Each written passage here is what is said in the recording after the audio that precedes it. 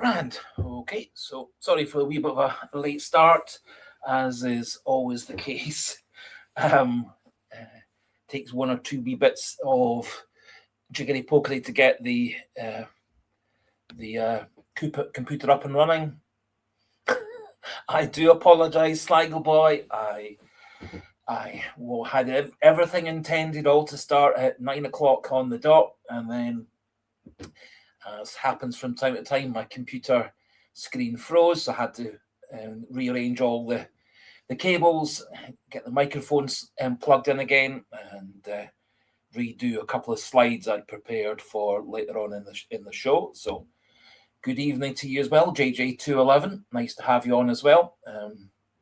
Nice to have you on, even though there's the other entertainment this evening of the various World Cup qualifiers, first leg type things or semi-final type things. So far, Wales are winning, Ireland are winning, but Northern Ireland are losing. Interestingly, Sweden are winning 2-0 away to Ukraine in a game in which we've got one Celtic player playing, Benjamin Nygren, and two ex-Celtic players, Karl Starfelt and Gustav Lagerbielke, playing. So it's quite interesting. We've got one current and two ex-Celtic players playing for Sweden in their away game against Ukraine, which I think is in Italy rather than, obviously wouldn't be in Ukraine with the war there. Yep. So one or two actually surprising results, or latest scores. Obviously there's still about half an hour or so to go in all those games. Was a wee bit surprised to see Nygren, one of the assists. He seems to be playing as a sort of second striker, attacking midfielder, behind the Goalkeeper, who's the main striker. So interesting how Potter, the current Swedish manager, is using Benjamin Nygren,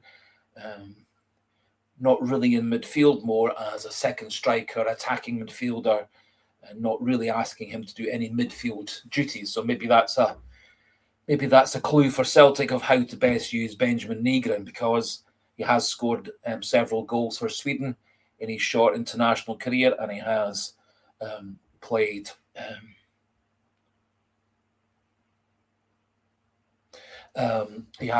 say, half a dozen games for Sweden or so, generally playing as a striker or attacking midfielder, certainly never as a central midfielder, as Brendan Rodgers insisted on. So, yes, I think it is a frustration, obviously.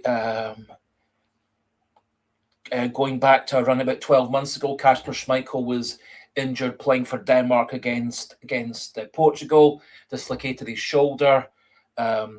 Which was also even more frustrating was that he dislocated his shoulder challenging a player who was offside but wasn't flagged offside because he hadn't gone active or something. And one of these stupid things. So Schmeichel dislocated his shoulder, badly injured his shoulder, couldn't go off because they'd already made all their substitutions. Had to play about 20 minutes with a dislocated shoulder, or a dislocated shoulder that had been put back into joint. Thinking back a few years before that, John Kennedy, our at that point young centre-back, playing for Scotland against Romania, I think. Horrendous knee injury, never really played football again after that. So we certainly will have had quite a number of unfortunate injuries with players on international duty.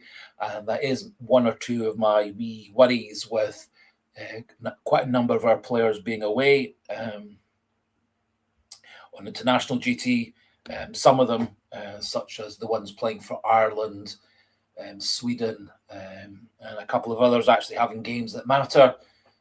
Fortunately, players like Tierney and Maeda, Sinisalo, etc., will be playing just friendly, so not quite the higher risk of injuries.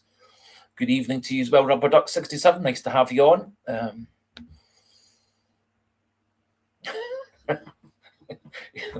Yes, but even though Wales are having to play two teams, they do appear, when I was last checking, that they did appear to be winning. Yep, they're still winning according to this. Looks like Ireland, if they can hold on to their 2-1 lead, will be playing against Denmark. Denmark winning 3-0 against North Macedonia. Sweden still winning against Ukraine. Don't think there's any other Celtic players playing tonight apart from Nygren. I think Liam Scales is banned from the first game for Ireland, so he only will get to play in this set of fixtures if Ireland manage to hold on to their 2-1 lead away to Czechia. Anyway, nice for everybody to be joined on. Hopefully a few more will... Yes, all these are one-off ties, so the winner carries on, the other team's knocked out. So if Ireland win tonight, they go through to the final against Denmark. I think it's probably that finals in Denmark. It tends to be the higher seeded team that gets the home leg.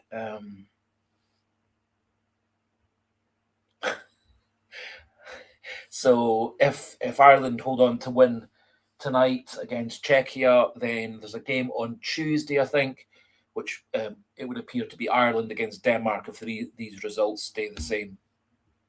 I think they're... I think in terms of the game against Dundee United on Sunday, I think there really was only one player that came out of the game with credit, and that was Viljami Sinisalo. He at least made several saves.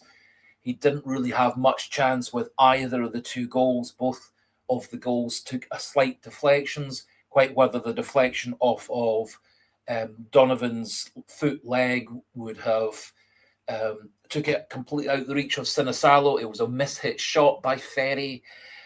Then took a flick off Donovan. Whether that was what took it past Sinisalo, I don't know. And then obviously the shot from the edge of the box took a nick off Liam Scales' leg and took it just into the far corner, perfectly past Viljami Sinisalo.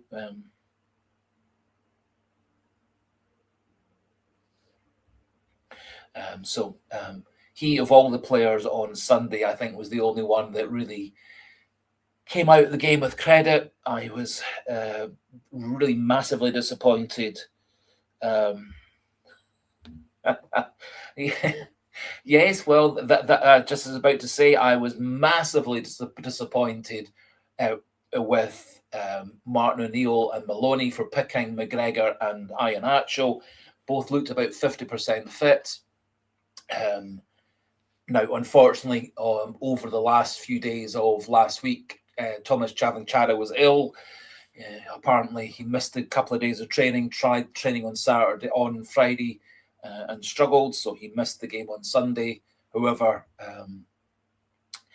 I think under those circumstances, with the players that we had available, if Iheanacho is not 100% fit, he shouldn't have been playing. We could have used Dies and Maida and adapted the tactics with him working through the middle, Chineki on one side, using Forrest off the bench, etc. Couldn't agree more with JJ211. The fact that Celtic's best player, and that's who I gave Celtic's best player to, was Sinisalo. It is... I thought you're quite right. It kind of tells you everything about that game. McGregor, I thought, was absolutely rubbish. Iheanacho was rubbish. I thought Scales showed absolutely no leadership. Quite why O'Neill went with Benjamin Arthur and Cobby Donovan in defence together. Remembering back to the Hearts game under Brendan Rodgers that we lost 3-1. We played Donovan at right back and Dane Murray as right centre back. Quite why what has actually worked really, really well for the whole of Martin O'Neill's career as Celtic manager, of having Trusty as right centre back and Scales at left centre back. A couple of times he's had to play a different formation. That's mostly been due to injury to Kieran Tierney, etc., or the suspension of Austin Trusty. I thought it was an absolutely stupid decision to play two inexperienced players on the right-hand side. Celtic got their pocket picked continually down that side. Donovan quite often caught out of position. Arthur not really able to cover across behind him like Trusty would do, same way that Trusty often covers behind Scales. And what you're looking for, if you've got young, inexperienced players on one side, you're looking for your experienced player. So on the day, Scales was vice captain for the first 60 minutes and then the captain for the last 30 minutes. And for me, he showed absolutely zero ability to captain a side, zero ability to control, to help his fellow defenders, to get his fellow defenders in the right place. He doesn't seem a very noisy, vocal person on the pitch. And that's why I was absolutely shocked that Trusty was left on the bench. And Scales was partnered with Arthur. I think Arthur's a very promising young player. I think he's still got quite a lot of things to learn. However, he has good defensive skills, good height, tends not to be knocked off the ball and out-muscled by people like as Scales often does, and he does have better recovery pace than Scales does. The subs that came on, Oxlade-Chamberlain, Chineki, Forrest, Adamu, were all rubbish. McCowan was probably the most rubbish of all the substitutes, and that's saying a lot. I think on the day I gave a few players a 5 out of 10. I gave Sinisalo 6.5 out of 10. Players like McGregor got a 4. Iheanacho got a 3. Adamu got a 3. So it was a thoroughly, absolutely abysmal performance. And I gave actually the Maloney O'Neill partnership a 3 out of 10 rating as well, because I thought their initial selections were wrong. The fact that gambling McGregor, given the fact that O'Neill said after the game that it was a bit of a gamble playing McGregor, they didn't think they'd be able to get much more than an hour out of him. Well, why not keep him on the bench for the first 60 minutes and then put him on for the last half hour? It would have made an awful lot more sense. He might have actually come on and shown a bit of leadership, played against the Dundee United players who might have been a bit more tired, might have actually given Celtic a chance to change the tactics. However, we completely lost the game in midfield. Because we lost the game in the midfield, and our passing was absolutely awful, and especially awful on that terrible pitch at Tannadice. We didn't really learn from previous times we've been to Tannadice on that sort of pitch. We didn't learn from the way that Dundee United played against us the last time, or the way that Dundee United were playing in the first half. Still silly short passes continuously, and it was a thoroughly awful performance.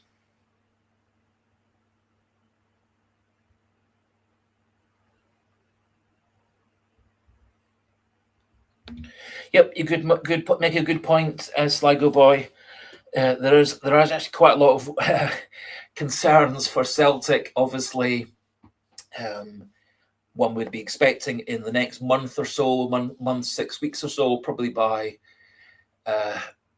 May time, we should actually have a good idea who the Celtic manager is going to be from the start of June through for the next few years. Still no real clarity as to whether it's going to be Robbie Keane, Craig Bellamy, maybe tonight's fixture and results for Wales and their World Cup qualifiers. Maybe that'll bring things into focus. Possibility of Jens Bertel Askew of Motherwell. Still some speculation that it might be one of the managers at the World Cup, like Stevie Clark or Roberto Martinez. Haven't really seen any other names coming into focus apart from Askew, Bellamy, and Keane. Still some one or two newspapers and journalists and stuff suggesting Kjetil Knutsen of Bodo Glimt, but I've not actually seen any kind of other stories. So it's really only been Charlie Mulgrew and a few others from the Daily Record that have said that Celtic are looking at Kjetil Knutsen of Bodo Glimt. Yes. So Celtic's actually obviously going to have a big change around in players. Quite a number of players will be leaving. One would guess Hatate and Maeda will be on their way out. Wouldn't be too surprised if Engels gets sold on, simply because Nottingham Forest came in for him with £25 million bids in January. One would expect that Nottingham Forest, if they stay up in the English Premier League, will bring in the offers again for him. There's always been quite a lot of interest from some of the upper half German Bundesliga teams to take Engels back to Germany again. So I wouldn't be too surprised if Engels wants to move on in the summer. And unfortunately, one or two rumours are suggesting that several of the English Premier League teams are looking at Benjamin Nygren for this summer as well. So I think Celtic's actually probably going to lose quite a number of players. Whether you should try and force a player to stay at the club is one. So Celtic have the money in the bank to turn down all these offers, but as was obvious with Kyogo, with Odson Edward, Moussa Dembele, Christopher Ayer, Ryan Christie, Dyson Maeda, if you turn down, and Nicholas Kuhn for that matter, if you turn down their request to leave the club or turn down bids to go to clubs they want to go to, very few of them carry on playing at the highest level. To be fair, probably Matt O'Reilly was the one player whose performance never really dipped in the second half of the season after a whole lot of winter bids were turned down for him. So either way, I think if big clubs come in for those players, they'll want to move on.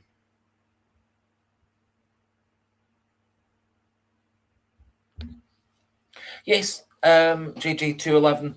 I think Roberto Martinez would be a good option. The unfortunate thing with Roberto Martinez would be, obviously, he's going to be managing Portugal in the World Cup. You would guess that Portugal are liable to be one of the teams to get through the initial stage, probably through one or two rounds of the knockout. They're the kind of team you'd expect to get probably into the last eight. And so Roberto Martinez is liable to be busy with Portugal until that point. And he has said in a couple of interviews he's not going to think about jobs for after the World Cup until the World Cup's all finished. The good thing, of course, would be if Sean Maloney was the option that. Sorry, if Roberto Martinez was the option that Celtic had decided on, you would have the option of having Maloney being the person who, in essence, is the sort of caretaker manager in June and into July, and liaising with Roberto Martinez about which players to ditch, which players to bring in, which players to target and scout. There are some rumours that Roberto Martinez is being lined up to go and manage Crystal Palace.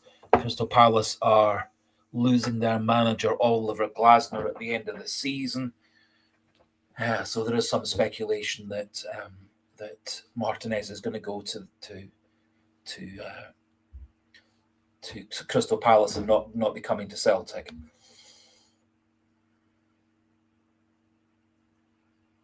Yes. One can say that both Askew and Martinez have got experience of Scottish football through time at Motherwell. Roberto Martinez's wife is from the Motherwell, Lanarkshire area, so obviously he's got ties to the Glasgow area. So I think there are quite a lot of bonuses if it was Roberto Martinez. He is that wee bit older. Maybe what Celtic actually require is an older, experienced manager. It's worked out pretty well so far with Martin O'Neill as the experienced manager and Sean Maloney, Fotheringham, McManus, etc. as the coaches and assistant managers. And so there are swings and roundabouts to it. I think probably Roberto Martinez, obviously he's been managing at the highest level on a continuous basis for quite a number of years. Time with Everton, then on to Belgium, then on to Portugal. So unlike Martin O'Neill, who had 6 or 7 years out of football completely as a manager, after being sacked by Nottingham Forest, having been sacked by Sunderland, and having been sacked by Aston Villa before that, at least Roberto Martinez has sort of continuously been managing at the highest level, Everton, Belgium, Portugal, etc. He's used to dealing with top level players. I think he made a big difference to the Belgium squad, although, as several people have pointed out, he hasn't really actually ever won anything as an international manager. And apart from winning the FA Cup with Wigan in one of his earlier jobs, he hasn't really been much of a winner over his career.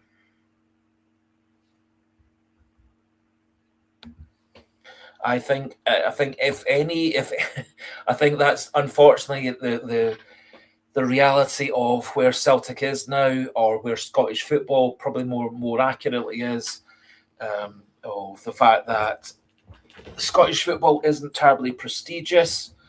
Obviously, if you go on the world rankings of football leagues, the Scottish Premiership is the 29th best league in the world. The English Premier League is the number 1 league in the world, and the English Championship is about 7th in the world.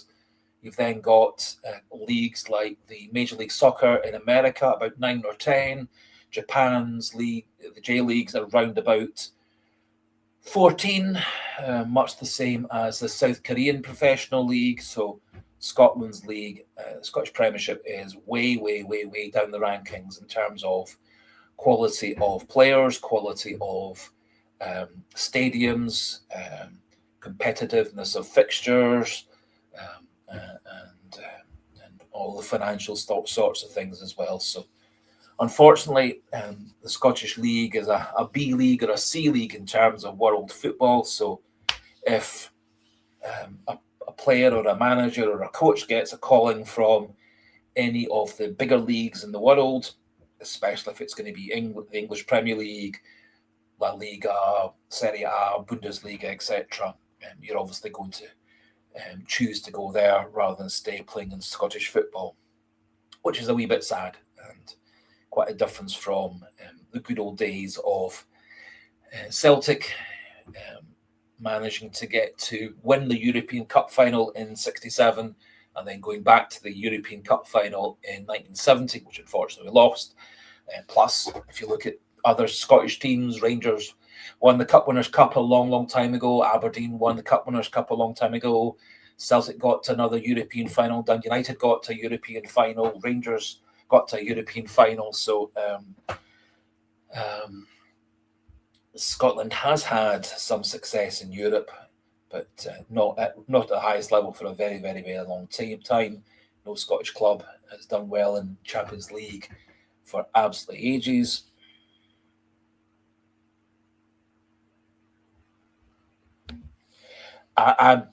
You're quite right. Scotland has, as our attendances per capita are the best in the world. You're quite right. However, the quality of the league, so maybe Scotland's fan participation and fan attendances is number 1 in the world rankings. But unfortunately, if you're talking about quality of football players, quality of teams, quality of stadiums, the financial side of things, merchandising, sponsorship, TV money, prize money for competitions, competitiveness of fixtures, Scotland is way down at 29. So Scotland's fans, you're quite right. Scotland's fans are mad keen on football. Scotland's fans are happy to spend hundreds and thousands of pounds on season tickets, etc., hundreds and thousands of pounds on travelling the world to follow their clubs in pre-season fixtures and European fixtures, etc. So Scotland's fans might well be number 1 in the world, but unfortunately the football clubs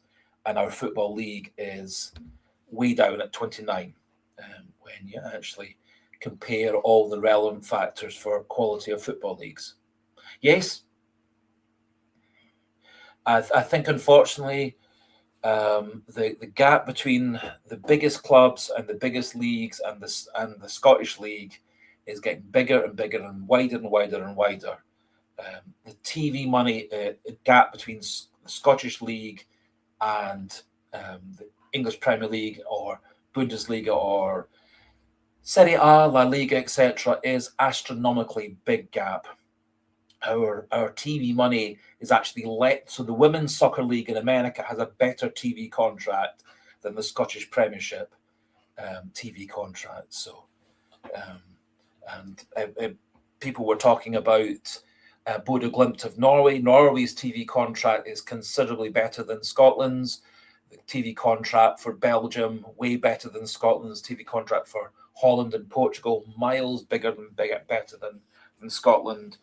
A lot more money in things like prize money, sponsorships, etc., in all those leagues as well. So Bodø Glimt might well be a very small town in Norway.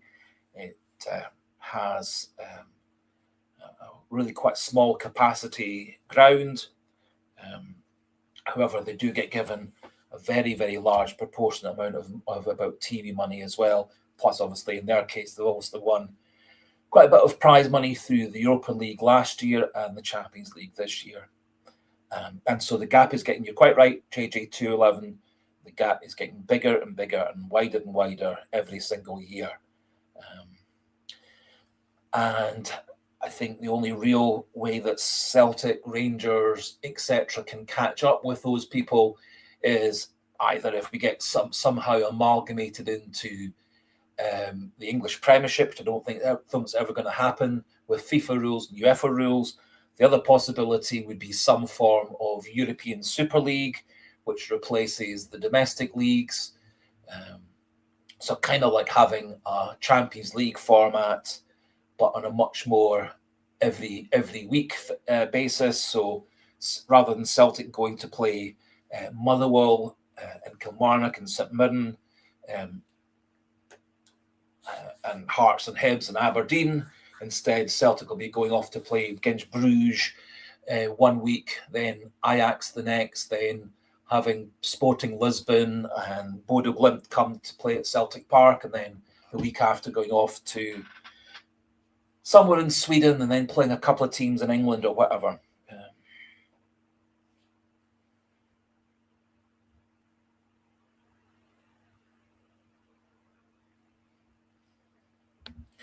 Sligo boy, you're we're, as in terms of fans, we're as I say, we're probably our number one in the world for fans in terms of fan participation, fan attendances, selling out grounds, all these factors. You're quite right, and Scotland's doing pretty well for a country with 5.4 of a population. However, we are competing against, let's say, for the sake of example, England, which has got a population of, I don't know, 60 million, I don't know, way bigger than Scotland's. But also our TV money in comparison to countries of a similar size is massively down. Yes. So, JJ, you're 211, you're completely right. If we compare TV money, we compare sponsorship, we compare prize money for the leagues and the cups and stuff, we're massively behind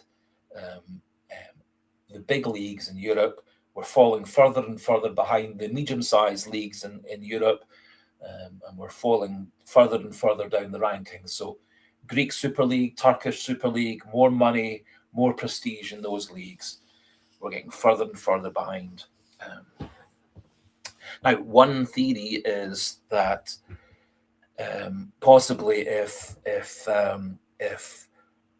Hearts continue to grow as a football club, continue to be successful, maybe if Celtic, Hearts, Rangers every season are properly challenging for the title and there's real peril between those three teams, which one's going to actually be the best and genuinely be the best, rather than the way that's going to be this season, which is going to be the least worst team wins the league, rather than the best team wins the league. Because I think Celtic this season, obviously, have been mediocre. Rangers have been mediocre. Hearts have been mediocre. Hearts got themselves off to a great start to the season, and they've kind of hung on. And 3 or 4 times we've been kind of on the verge of taking over at the top, and one way or another we've just managed to blow that. Under both Rodgers, O'Neill, Nancy, then again under O'Neill. If we think about just this weekend past, we went into the weekend 2 points behind Hearts. Hearts were quite close to not winning their game on Saturday, but they managed to get a late goal. And then, in essence, we had to then win the game against Dundee United to keep ourselves just 2 points behind, and we didn't take advantage of that. Rangers, however, did take advantage of a very poor performance by Aberdeen to cut the gap to 3 points behind Hearts and a couple of points ahead of us.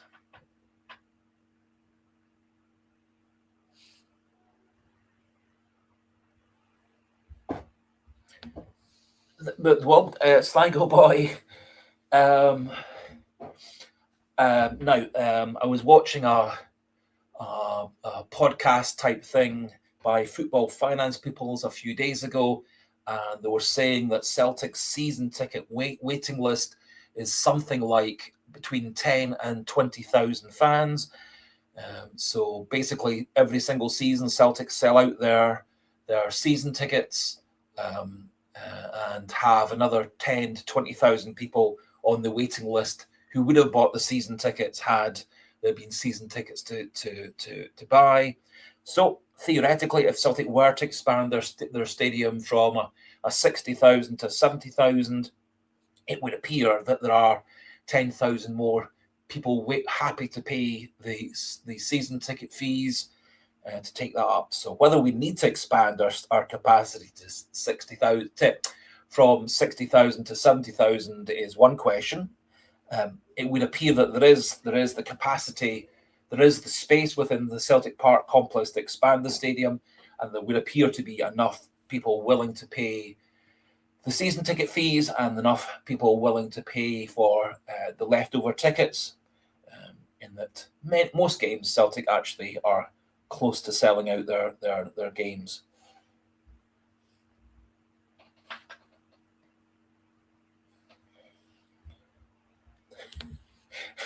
Well, Robert Duck 67, that certainly is one way of thinking about it. One of the theories put forward by Sky Sports in particular is the fact that pretty much for the last 40 years, the winner of the Scottish top league has either been Celtic or Rangers. It's a heck of a long time since Aberdeen won the title. That's way back in the early Ferguson years. So we're talking, I don't know, 40 years or so since anyone other than Celtic and Rangers won the title. If you think about the last 14 years, Celtic's won it 13 out of the last 14 years. We went 9 in a row. We then gave up the title in the COVID season to Rangers, and then we've won twice under Postecoglou, twice under Rodgers. So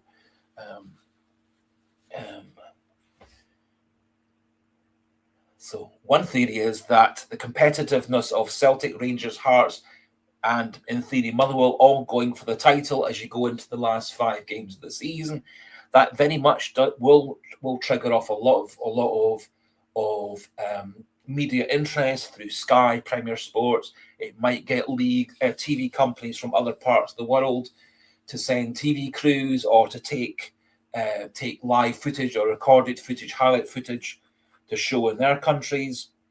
Obviously, there are pockets of football coverage of Celtic, Rangers, etc. in Australia, America, Canada, New Zealand, South Korea, Japan, etc. But maybe if Scotland's league is more competitive, that more people start watching it, and that Sky Sports put more and more money into it, or BT Sports or TNT or whoever they are these days, or Amazon put money into it. There are lots and lots of companies breaking out and breaking into football.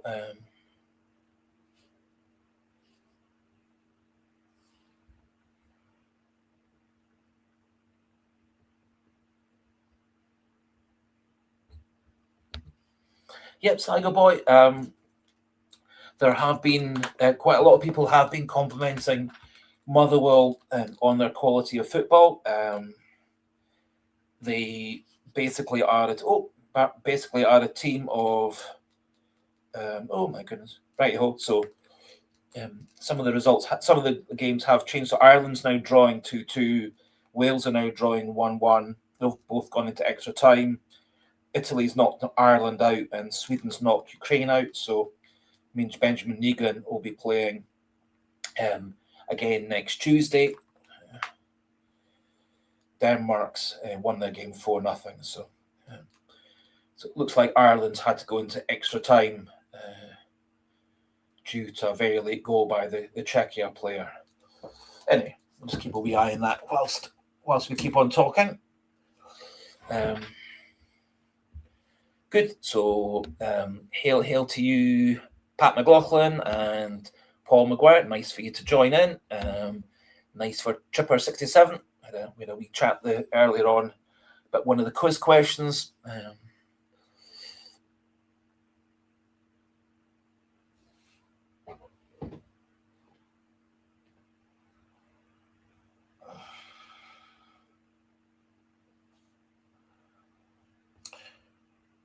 So Dzeko scored for Bosnia-Herzegovina against Wales.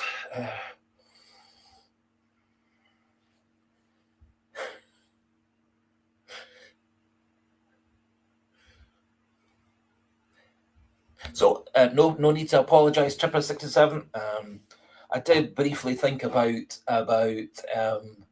delaying the podcast the live stream to a bit later on, but I thought if I delay it later on, maybe that the Wales game, the Ireland game in particular, goes to extra time, and it has done. Maybe it goes to extra time and penalties, because all these games have to be decided on the night, and then the winner goes forward to the final against whoever they're paired with, and the other team, that's their last game of this international break. So if Ireland were to get knocked out, that would mean that Liam Scales will be coming back to Celtic a wee bit earlier, uninjured. And as I say, it does look like, Benjamin Nygren's team has definitely won.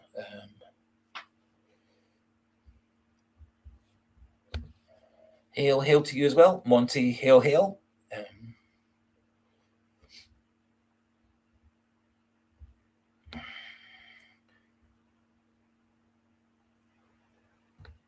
Just coming back to your point there, Sligo Boy, before one or two new people joined in.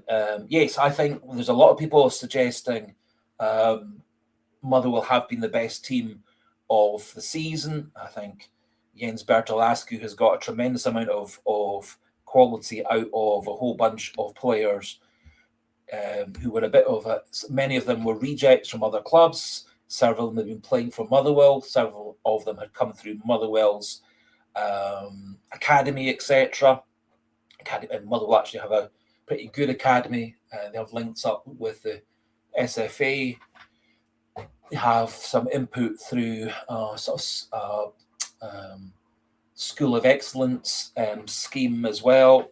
So they actually are a team who's going to maximise their academy, maximise the development of young players locally. And one or two of those players are coming through into the first team. Obviously, Lennon Miller was another example of that. He was locally educated, went to the local football academy, and became a superstar player.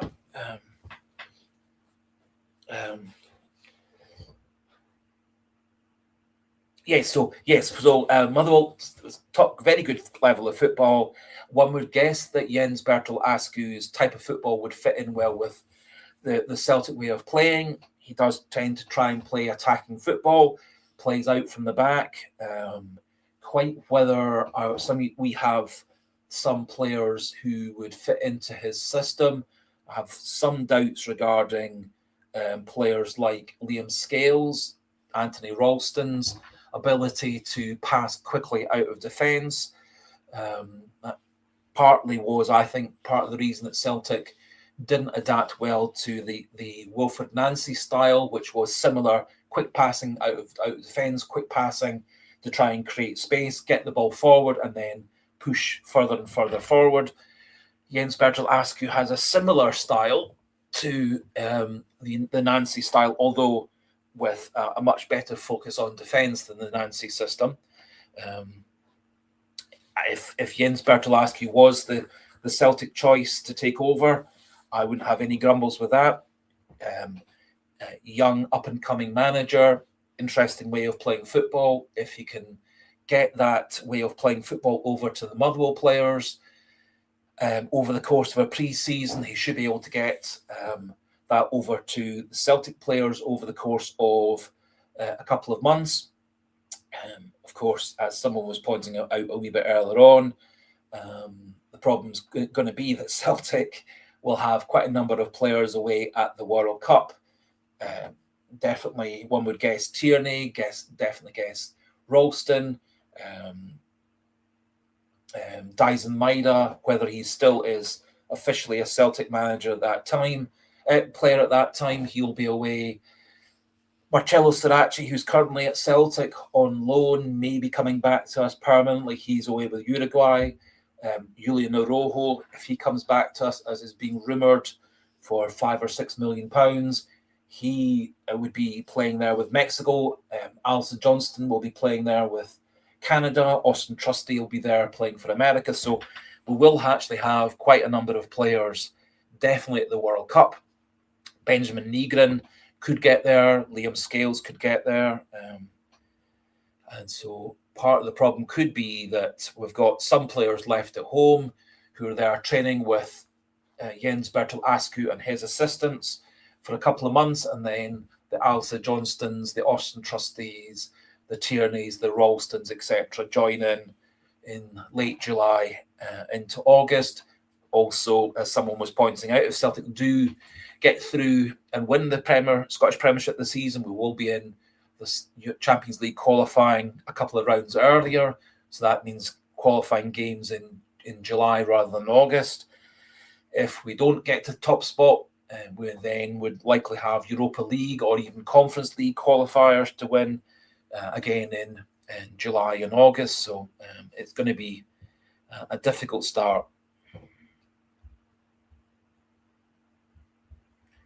Yep. Pat McLaughlin, I was saying right at the start earlier on, there were two ex-Celtic players playing for Sweden tonight. Lagerbielke as a right centre-back, then Starfelt came on for an injury to play one of the other centre-back roles, and of course Benjamin Nygren was playing, it would appear from the formation, an attacking midfielder, second striker type of position. So we had three players playing for Sweden tonight on with Celtic connections. One of the other managers, of course, who has been rumoured to come to Celtic is Graham Potter, who's currently managing Sweden. There were some rumours that he was considering coming to Celtic previously when we got Brendan Rodgers instead.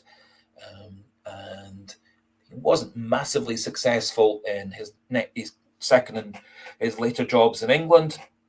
He's done a pretty good job so far stabilising Sweden late in their World Cup qualifying campaign, and obviously they've won their first game against Ukraine, which is never an easy team to beat.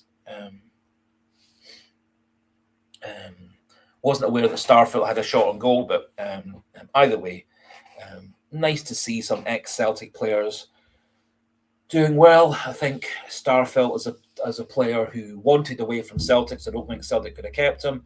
Don't think Lagerbielke wanted to leave Celtic originally. I think he wanted to try and make a career at Celtic. Brendan Rodgers had other ideas, hardly played him for the second half of that first season, and then didn't play him in the second season, shipped him off to Holland, where he had a brilliant season on loan. That didn't seem to get Rodgers to change his mind about Lagerbielke's ability. Even the fact that Lagerbielke got himself back into the Swedish international squad still didn't get Rodgers to change his opinion about Lagerbielke, and he then got sold to Braga for a wee bit of a loss compared to what we bought him for, and then he's had reportedly a very good season for Braga in the Portuguese league, and he's now made himself one of the first choice players for Sweden.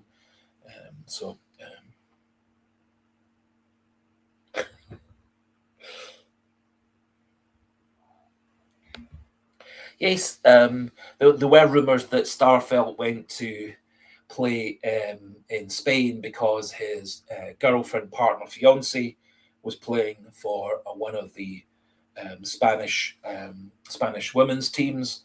Um, um, there were also stories that Starfelt's family had emigrated to Spain as well, so that was also part of the reason it was thought that Starfelt was keen to go and play in Spain, was partly due to his girlfriend, partner, fiance, but also partly from memory, it was linked to his parents having moved from Sweden to retire and live in Spain.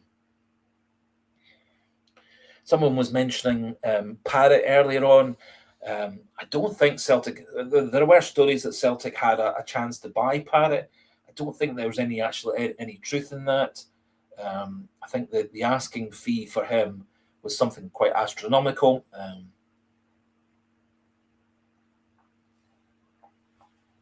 Anyway.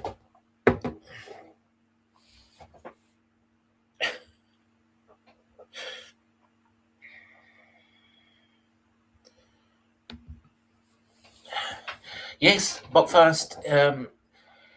O'Neill and Rodgers do play very similar styles of football,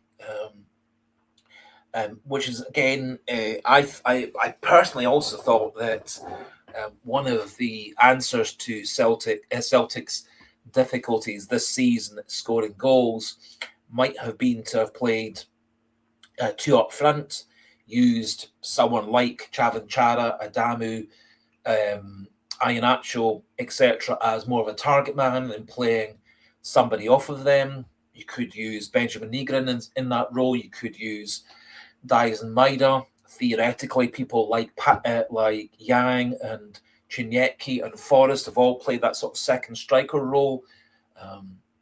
So it was a wee bit surprising for me, given the fact that in O'Neill's 5 years as Celtic manager, we had obviously up front, we had Sutton and Hartson as more of a tall centre forward target man, although both of them were way more than just a target man centre forward, and then obviously the much more speedy inside forward style player, second forward player in Larsson. We would actually have the fullbacks, the centre backs to play that way.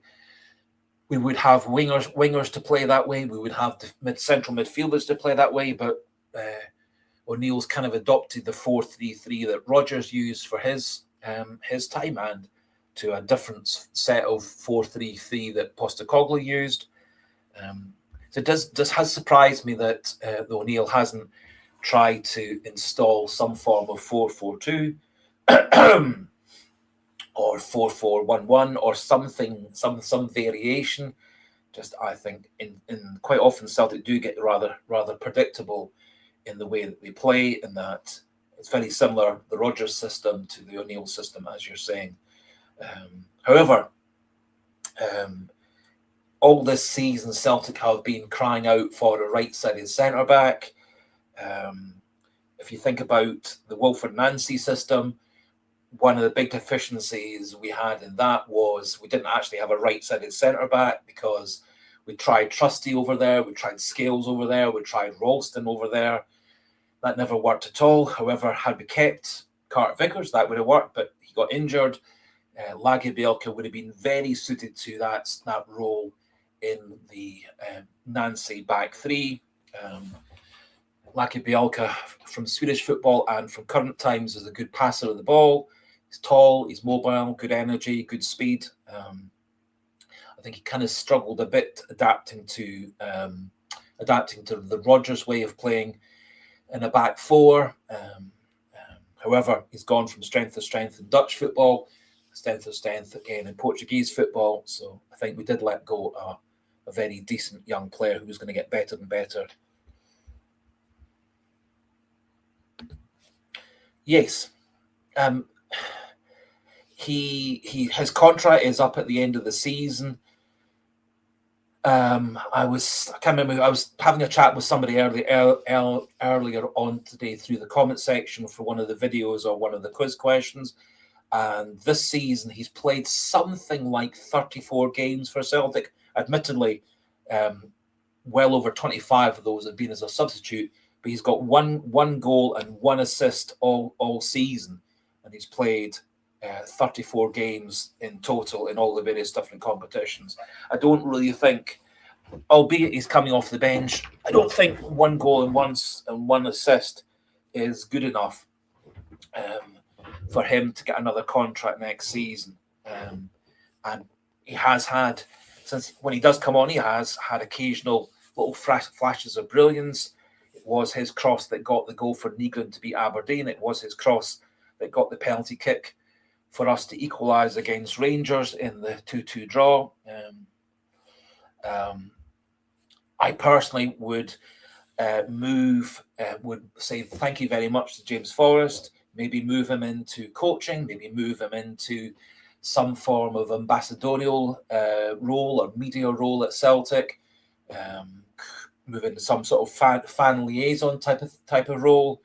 I just personally think I don't think the fact that he's played 34 games this season, for me, kind of shows either O'Neill and Rodgers kind of over-relied on Forrest, thinking his experience would make the difference, or the fact that there's not really been anyone good enough to take their place, to take Forrest's place. So for me, I would definitely move on.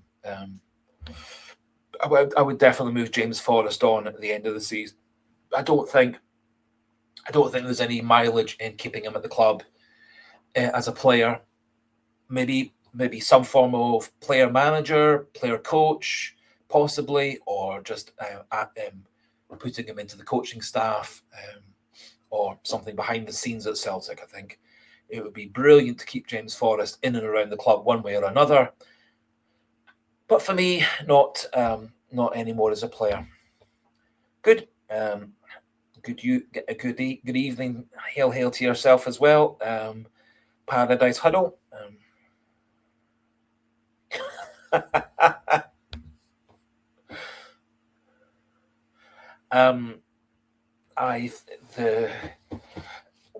One can't argue that James Forrest has been an absolute brilliant servant to Celtic. He's been at Celtic all his days. He did say in a media interview just a wee while ago that if when he leaves Celtic, he's not going to be playing football for anybody else. He's not going to move on to play for St Mirren for a season, or drop down to play for Wraith Rovers or Party Thistle for a season or two. So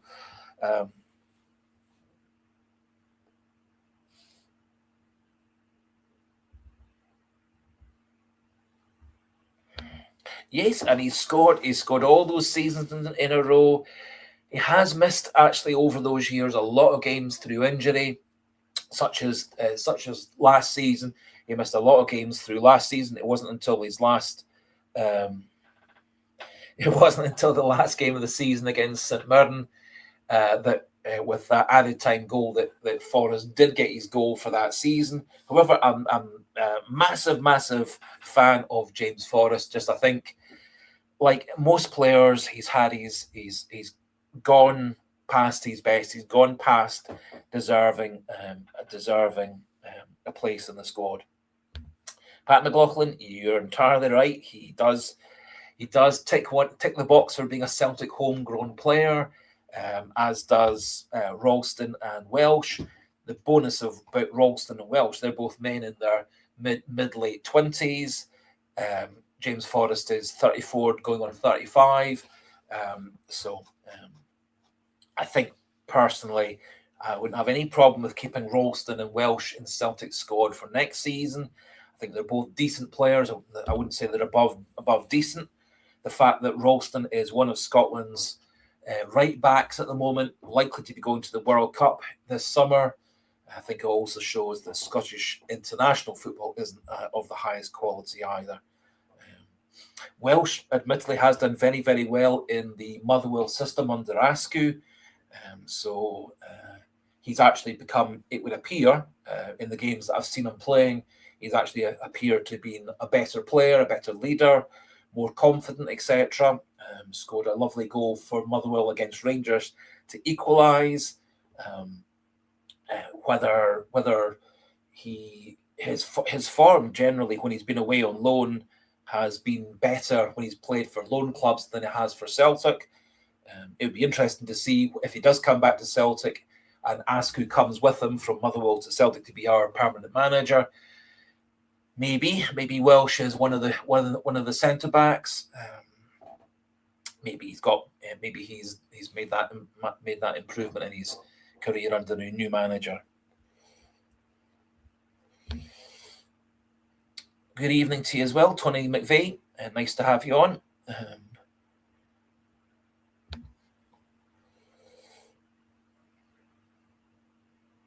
Right, so players for next season. Well, Sinisalo is ours and under contract. Araujo currently here on loan, although, as I said earlier on, there are stories that Celtic and Bournemouth and Araujo's agent have been talking about a deal of 5 to 6 million. I think the stumbling block could be his wages. Reportedly, he's on £60,000 to £70,000 a week at Bournemouth. So you obviously have to take a bit of a pay cut to come to Celtic to be a permanent player. But I would be very happy if Araujo came back. Alistair Johnson, definitely, he's under contract with us for a few more seasons. Benjamin Arthur, he's with us on loan until the end of the season. I would happily have him back. I definitely would keep Austin Trusty. I think, for me, there are a couple of channels who disagree quite strongly with me, as was the case on a live stream last night when I was contributing through the comment section.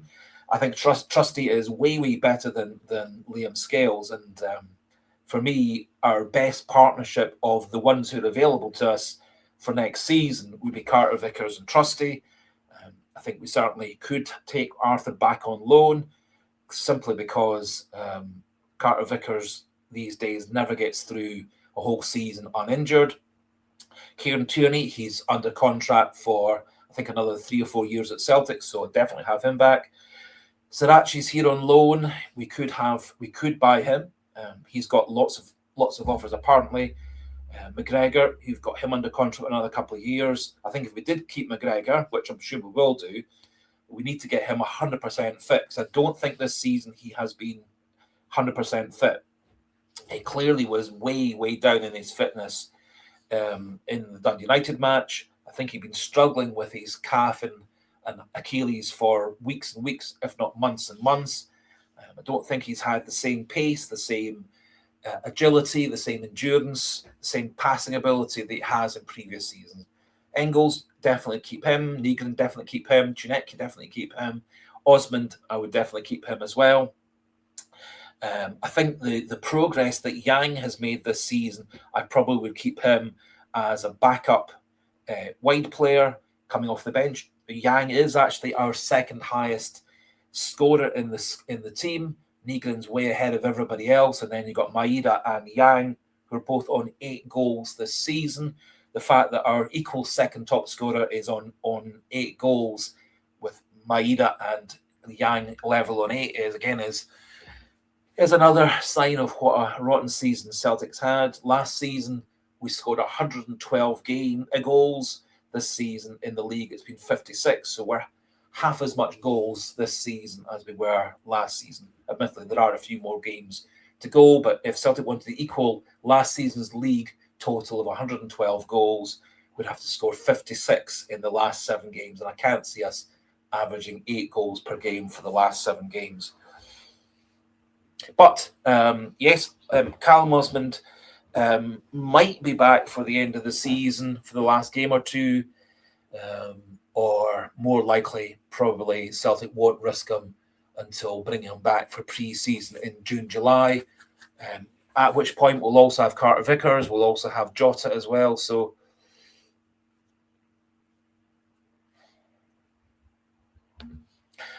well, Chipper 67, the whole point of these live streams is to agree and disagree. All I would say is, I just said, in terms of Celtic's goal scorers this season, we've got Negrin way up there, just under 20. We've got Maeda at 8, Yang at 8, so he is our second highest equal goal scorer this season. So scored more goals than Engels, more goals than Hatate, more goals than McGregor, more goals than Chinecki, more goals than Forrest. So we can say he's not a Celtic player this season. His ability to work back and help in midfield, work back and help at fullback has improved astronomically. His goal scoring this season is better than any season he's had before. At the moment, he is Celtic's first choice right-sided wide player. He still is only 23 years old, so he came to Celtic obviously as a 19, 20-year-old, massive culture shock, coming from South Korea to Scotland at the age of 20. It took him quite a long time to settle. I would say a player who's your second top equal scorer probably deserves to still be at the club above several other players who... and one could also say, unlike some other players, Yang was on the verge of going to Birmingham on the last day of the summer transfer window. That got stopped and cancelled. He didn't go in a huff. He didn't down tools and stop playing like some players have done. He just got his head back down again, changed the way he played to fit into the Nancy system, and for me has carried on progressing. And according to Martin O'Neill, between the first time O'Neill was at the club and the second time O'Neill was at the club, so over the 2 months of Nancy's time, O'Neill saw a big change in Yang's attitude and Yang's way of playing, etc. So anyway, we can agree to disagree. I'm very happy to agree to disagree on things. I never claim to be an expert. Good evening to you, Lauren. Lovely to have you on. I think Chinecki is one of these players who every now and again has a flash of brilliance. I think he has to be more consistent. And again, Chinecki is still just 22, 23. One other excuse, if you want to say, for Chinecki is he played a whole season basically of Swedish football, then came into Scottish football without any real break. So he actually has been playing football non-stop for 12 months. Plus, he's been playing for Tunisia with obviously long trips with all those World Cup qualifiers for Tunisia in the African region. So he has actually had a really, really intensive last 12 months without any kind of break, unlike the rest of the Celtic squad. But fully agree, he's not been consistent. He's scored some super goals, the goal against Kilmarnock being a really great example. Scored a really good goal against Falkirk.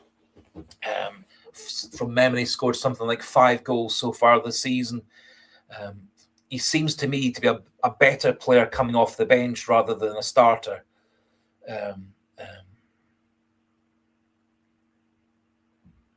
So yes, so I do also wonder, which somebody mentioned on a live stream I was participating in yesterday, whether Chinecki might be one of these players, a bit like Nicholas Kuhn. Nicholas Kuhn, when he came to us for half a season, coming from Austrian football, was a bit in and out and patchy and inconsistent, took a bit of time to get used to the Celtic way of life. And then in his second season, his first full season, he really, really took off. So I do wonder whether Chinecki might be a player who next season will be develop that consistency and better quality.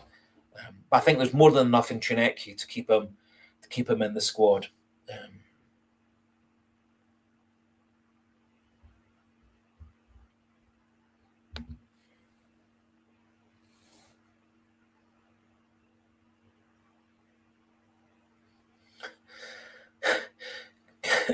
Good evening to you. Good evening to you, Dexter.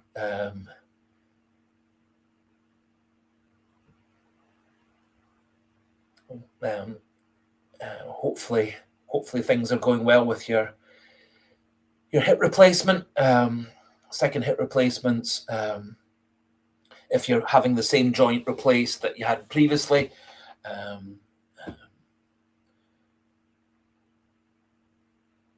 So hopefully your rehab goes well. Hopefully we can entertain you for a wee bit longer. Green for goal. As I said earlier on, it's just a matter of opinion. As I said, if this season Yang wasn't our second equal top goal scorer, I would be fully agreeing with you. But I think he's improved his all-around game tremendously. He plays much more the way that Dyson Maida does on the other side. Now, much like Dyson Maida, his final ball, his cross, his pass isn't good enough. However, 8 goals and being second top scorer in the game, in our team, and football nowadays is way different from how it was 30 odd years ago. So whether Yang would have got into the Tommy Burns team all those years ago, or the Martin O'Neill team all those years ago, I don't know, because obviously Yang wasn't born in those days, so we don't know quite what he would have done. Nor were South Korean players playing in Scottish football at that time. In the time of Tommy Burns, the time of Martin O'Neill, we had a lot of Scottish players, some Irish players, some English players, some players from Central Europe, the odd player from Eastern Europe, etc. But we didn't tend to have players from further afield. It wasn't really till Shinsuke Nakamura came to us in the Gordon Strachan years that we really started to have players come into play for us from the Far East. However, so and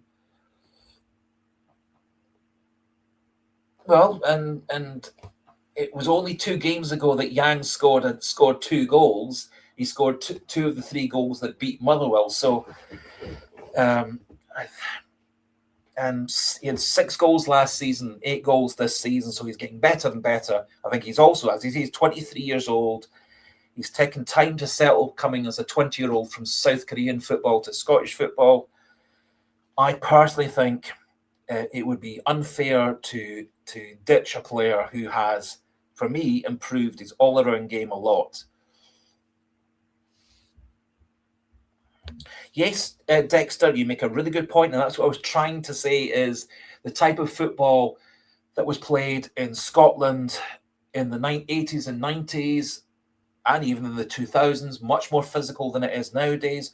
The kind of fouls these days that are getting yellow cards and red cards in the old days would just have been brushed off by the referee, maybe not even given as fouls. What these days is given as a foul, way back in the time of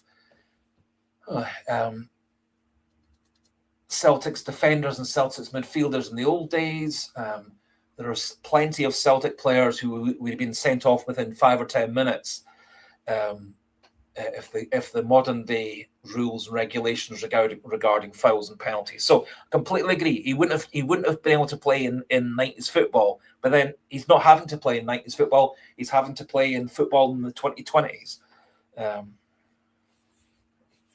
so, which is why I think comparing players like Yang now to players to the same role that he would have played 30 years ago, 40 years ago. I think there are some players from that era who could play at any time. So a Henrik Larsson, no matter what era Henrik Larsson would be playing, he would be a superstar player.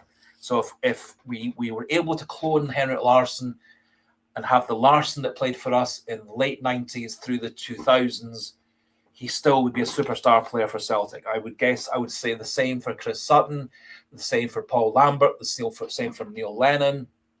I think Didier Agat, who played obviously in that team with O'Neill, I think he would be a super player for Celtic, even in modern day football. However, don't think personally it's very fair to try and transpose Yang, who's a player of the 2020s, back to the style of football in the 90s. I'm not saying that Yang is the bee's knees and a superstar player. I think he deserves to be a squad player at Celtic, and Celtic need to have a player better than him. I think he's a fine backup for a few games, a fine backup starting a few games, a fine person to come off the bench if someone gets injured. Nicholas Kuhns had a terrible season at Como. They're happy to sell him back on for half the price. I'm not sure whether people would happily have Nicholas Kuhn back to the club.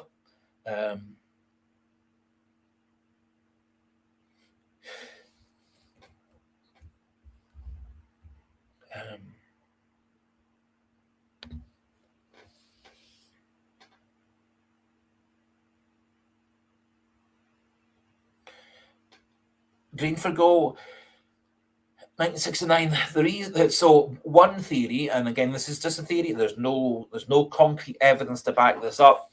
Is that Celtic already have lined up who their manager is for the 26-27 season. Just we're not able to announce it yet because that manager is still under contract and still managing games for his current club now. But already Celtic have been negotiating with that manager about who he wants for next season. That would have a fair amount of backup if it was Martinez who's going to be the head coach manager, and Sean Maloney was going to sort of mastermind the recruitment process and the training process when Martinez is unavailable for being the Portuguese manager for a month or two this summer. That might be the case for Jens Bertel Askew of Motherwell. That might be the case for Robbie Keane at Ferencváros. That might be the case for Craig Bellamy of Wales. So it may be that's green for go. What's happening is Celtic already know their manager for next season. They can't announce it because that manager is still under contract and still active with his current employers.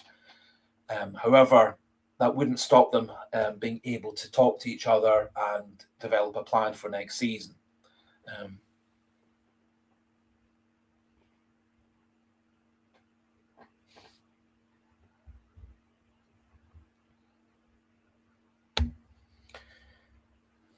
Tripper 67. I don't know. We don't know what's going on behind the scenes itself. That's been the biggest grumble that all of us have had for years and years and years and years and years, is the fact we don't know what's going on behind the scenes.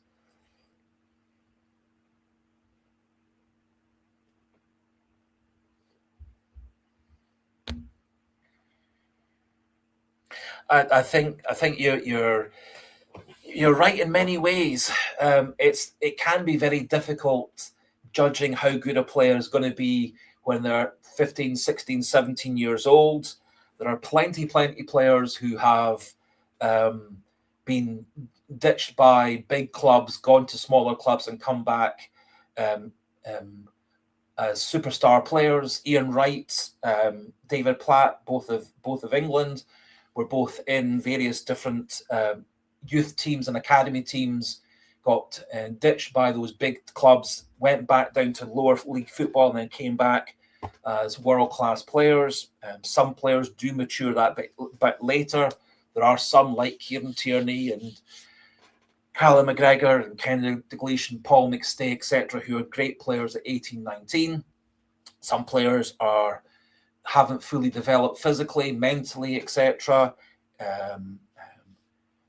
Andy Robertson himself didn't think that he was developing physically and mentally as a player that well. He felt moving to Queen's Park, then later Dundee United, that it allowed him to become a better and better player, a bit less pressure on him, etc. So, however, I do agree there is a wee bit of an old boys network at Celtic, which is if we bring in Jens Bertel Askew, we bring in Roberto Martinez, we bring in Robbie Keane, all of them, one would guess, would be bringing in half, 3/4 of their own staff, probably keeping one or two coaches at Celtic. Personally, I would love to see Maloney and Fotheringham remain at Celtic next season as a continuity type of thing. It worked well with Ange Postecoglou. He brought in Harry Kewell was the only person he really brought in. He just kept the rest of the Celtic squad trainers, so coaches rather. So anyway.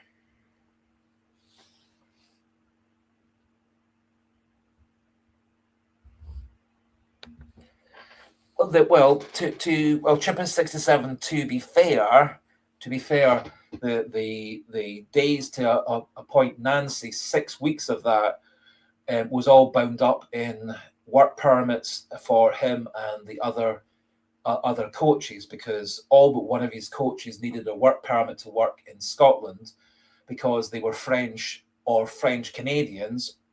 Only the assistant manager, whose name I keep on forgetting, who had a British and Irish passport, was the only one who didn't need to have a work permit to work in Scotland. It took 6 weeks to 8 weeks to get all those different people their work permits. So it took about a month or so, reportedly, for Celtic to choose Nancy.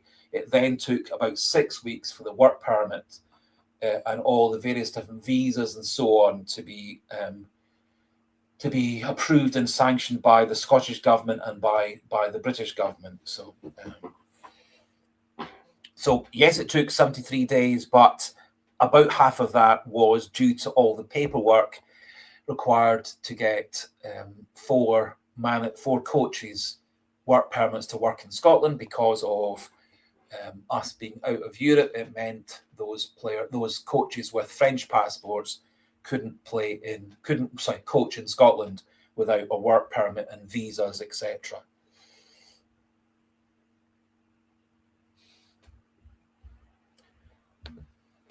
Chipper67, all I would suggest is look up on the internet what the average waiting time is to get a work permit to work in Scotland if you are a non-UK national or a non-UK passport holder. The waiting time is 6 to 8 weeks for anybody to get who comes from abroad, who isn't qualified to have a British to work in Britain under the current rules, because we're out of the EU. French people, German people, etc., have to have a work permit to work in Scotland. And that takes an average of 6 to 8 weeks. Anyway, all I can report is what people reported. I don't know. I'm not working in the Scottish office. I don't work in in Westminster, where work permits and visas, etc., are agreed. I don't work at Holyrood in the Scottish government. I don't work in the passport people. So all I can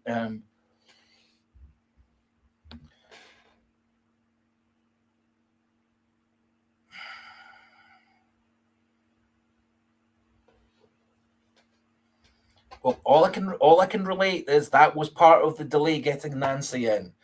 That he had been liaising with Celtic for a few weeks regarding players. He'd been discussing with people already at Celtic. He'd been discussing with Nicholson and so on players to be targeting for the January transfer window, such as getting the signing of Araujo all lined up well in advance.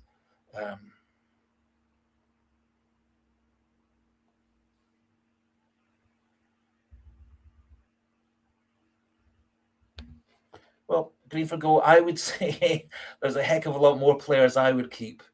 Sinisalo, Tierney, Trusty, Johnston, Chiniecki, for me, all deserve. Negrin, Engels, they all deserve to be kept for next season. Carter Vickers, another one. Jota, another one. So I think that's already about 7 or 8 players who would form a really good team. If you think about the fact that Celtic's team this season could have had Carter Vickers, could have had Johnston for the whole season if they'd managed to keep fit. It could have had Jota had he not got badly injured at the end of last season. I think Jota in this team would have made the team far, far better. I think having Johnston at right back and Carter Vickers at right centre back all season would have made a massive difference to Celtic.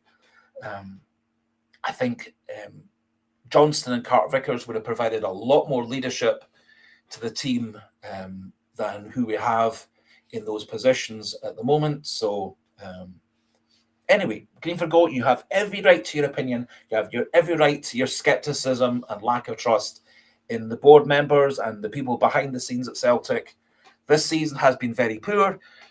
One could argue that 13 titles in the last 14 years, doubles and trebles for most of those years as well, that the board, etc., and the people behind the scenes have been doing a good job, at least in domestic football. European football has been disappointing. Celtic, under all those different managers, for the last 20-odd years since O'Neill took us to the UEFA Cup final, the next 20-odd years, a bit of success under Gordon Strachan, getting us into the last 16 of the Champions League. We got into the last 24 last year of the Champions League. But for 20 years, we've not really had success in Europe. But for all those 20 years or 25 years back to O'Neill in 2000, we have been champions of Scotland most seasons and champions of Scotland 13 times out of 14 in most recent years.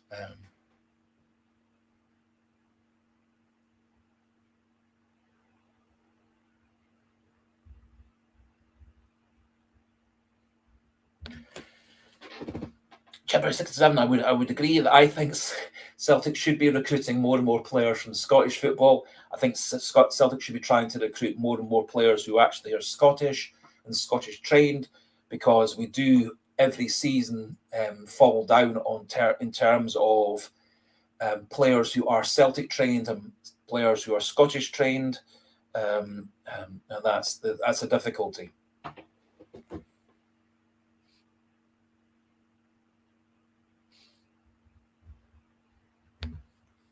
Yes, Greenford Goal, I agree 100%, 1,000,000% with that. Our midfield this season has been very, very, very poor. Now, for me, that's largely due to our two most experienced midfielders. Hatate has had up until maybe the last month or so has been awful. McGregor has, for me, been 3/4 fit all season. I don't think this season compared to last season or the season before, his pace is much less, his endurance is much less, his ability to get all around the pitch is much less. Now, there is the odd game where he plays like he used to be able to play, but his control of midfield this season for me has completely gone. Now, that might be because Hatate's not helping him out, because Nygren's role is less of a helper in midfield. So it may be that McGregor and Engels, McGregor and Hatate, etc., are struggling because there's only two of them in the kind of the boiler room, the engine room of the team. Just for me, I don't think McGregor's been able to drive the team, captain the team, lead the team, but we still play the ball through McGregor far, far too much. And too many of McGregor's passes this season have been backwards or sidewards. The game against Dundee United for me at the weekend was a game where we needed to get the ball forward one way or another quickly. We dawdled so much with Arthur, Scales and McGregor passing to each other around about the halfway line. We lost so much impetus for me in our attacking. If we'd got the ball out wide to the fullbacks to bomb down the wings, we got the ball out wide to Yang and Maeda, Chinyeki in the second half. We seemed to have two ways of playing on Sunday, in the first half especially, was either bomb the ball forward to Iheanacho, who didn't seem to care two hoots about trying to win the ball or hold the ball up, or passing to McGregor, and then a minute later, we then would get a forward pass of having had 4 or 5 sidewards or backwards passes.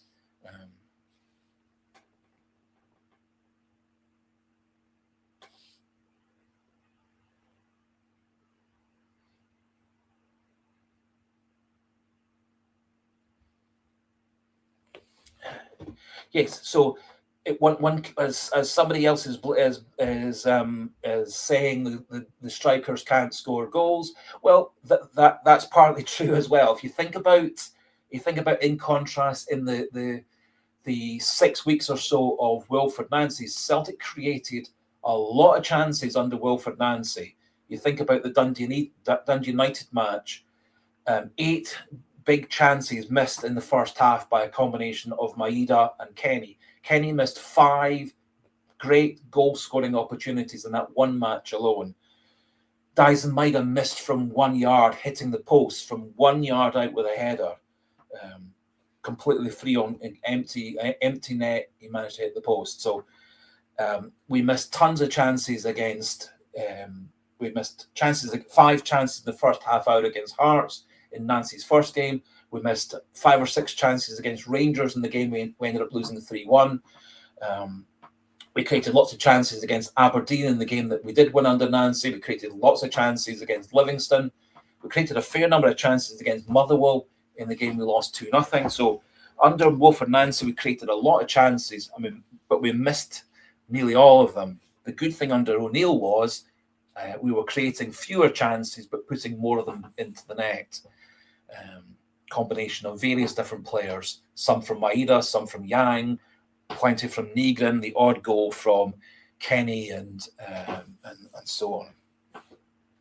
I do personally think if Celtic created proper chances for Cvancara or Maeda or Nygren, in front of the goal, they would put the chances away, as Nygren actually has done much more often than not. Just we haven't done a great job of creating chances, which comes back to the midfield not helping the forwards, not creating the good enough chances for them. With tons of possession against Dundee United on Sunday, but we really only created that Tierney shot that went over the bar after a corner and the Iheanacho shot from the right side of the Dundee United box. We did have a bit of a goalmouth scramble late in the game with Forrest, then Tierney, then Maeda. We did have that mishit shot by Hatate that the goalkeeper really fumbled into the net.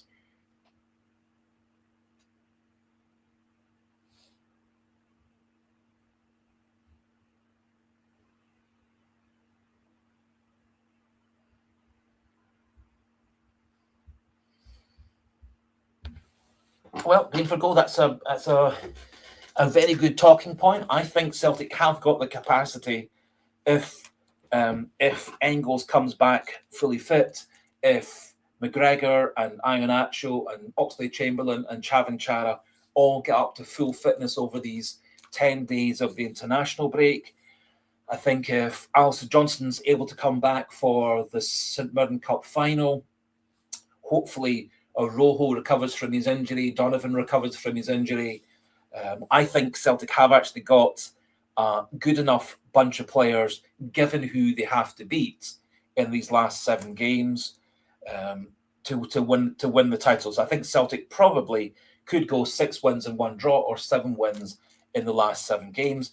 A large part of that is down to McGregor playing like McGregor can do, and at the same time, Hatate, Engels backing him up, and that Dyson Maeda recovers the form of last season, where he scored 33 goals. If McGregor's doing his job and Hatate and Engels back that up, that creates goals for Nygren, it creates goals for Cvancara or Maeda if Maeda's playing this as the central striker. If Maeda plays really well on one side, Yang plays well on the other side, both those two have this season, when they've been playing well, been able to score goals. They've both scored 8 goals, which isn't very many, but it's the best that Celtic's got for being second best goal scorer. So I personally do think Celtic have got the capacity. Yeah, that's sad.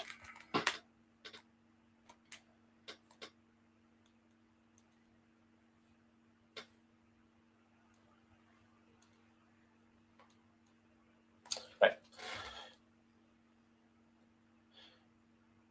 So, yep. So you're quite right, Paul Maguire. Ireland and Wales both got knocked out on penalties. That does mean that Liam Scales will be coming back to Celtic, I would guess, in a couple of days' time. So he'll be part of the training group for the second week of the international break. So basically, the only player who will be still on World Cup duty next week is Benjamin Nygren, who'll be playing in the final qualifier against. I think that'll be Poland. I think that pairing was Poland. I can't, but don't quote me on that. Anyway, it does mean that also means that Craig Bellamy's time as Wales manager might be over. Don't know whether Wales want to keep Bellamy as their manager in the longer term. Don't know whether Bellamy wants to carry on as Wales manager. He's been in both camps regarding that.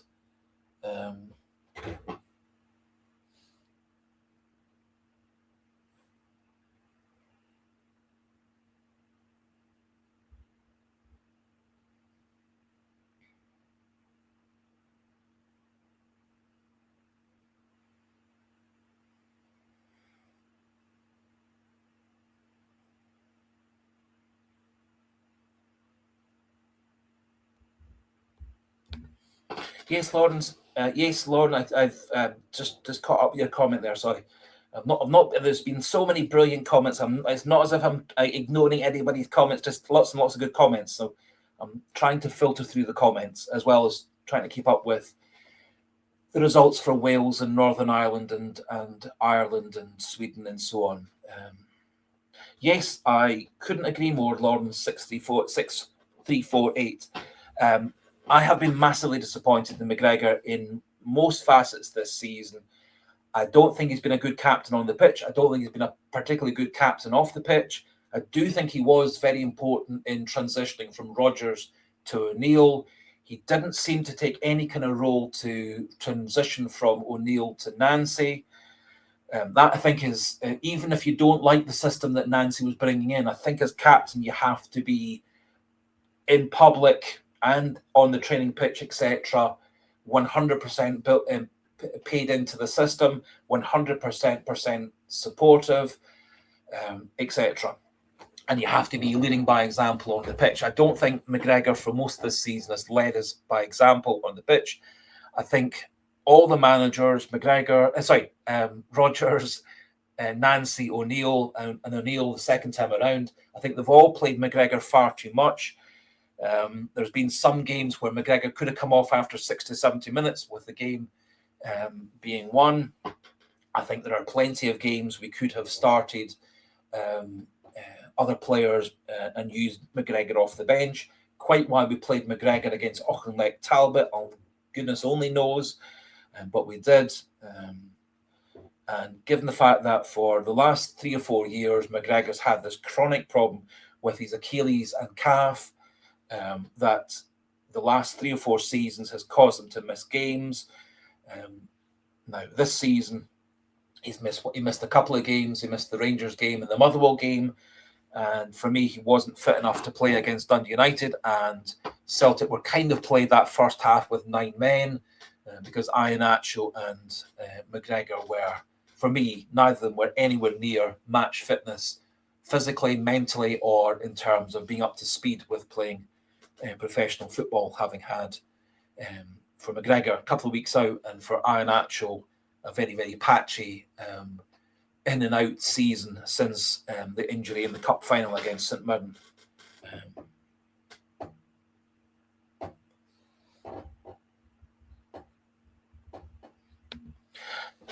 Paul McGuire, I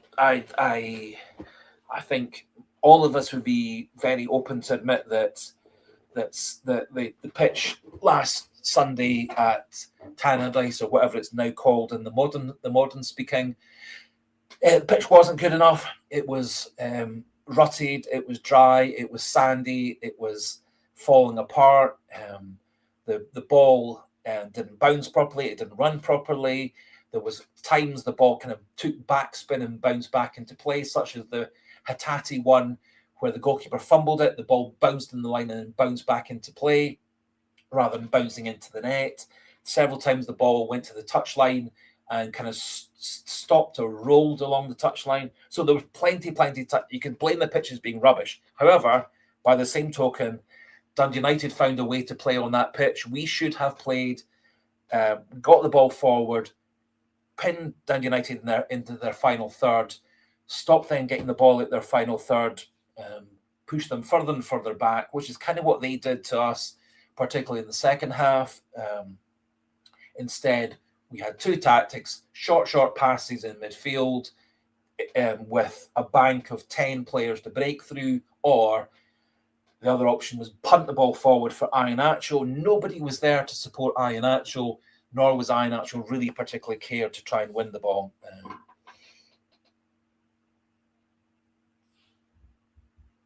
Yes, that's pretty much what I had the fortune or misfortune to watch the whole Dundee United match.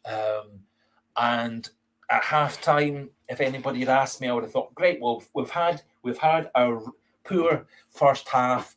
Second half, O'Neill and Maloney will tweak things. We'll take off McGregor. We'll take off Iheanacho. We'll adapt to playing on this surface. We'll take the lessons that Dundee United gave us the last time in the December match when they beat us 2-1 rather, sorry. We'll take the lessons of what Dundee United has been doing in the first half, and we'll adapt the way that we're playing. But we didn't do any of that. Second half was even worse than the first half. McGregor wasn't fit. Iheanacho wasn't fit. Neither of them should have been playing as starters. One could argue that you could throw them both on for 20 minutes at the end, in which case maybe they would have been able to be more committed to the cause. But neither of them were the least bit worthy. I gave McGregor a 4 and Iheanacho a 3. So.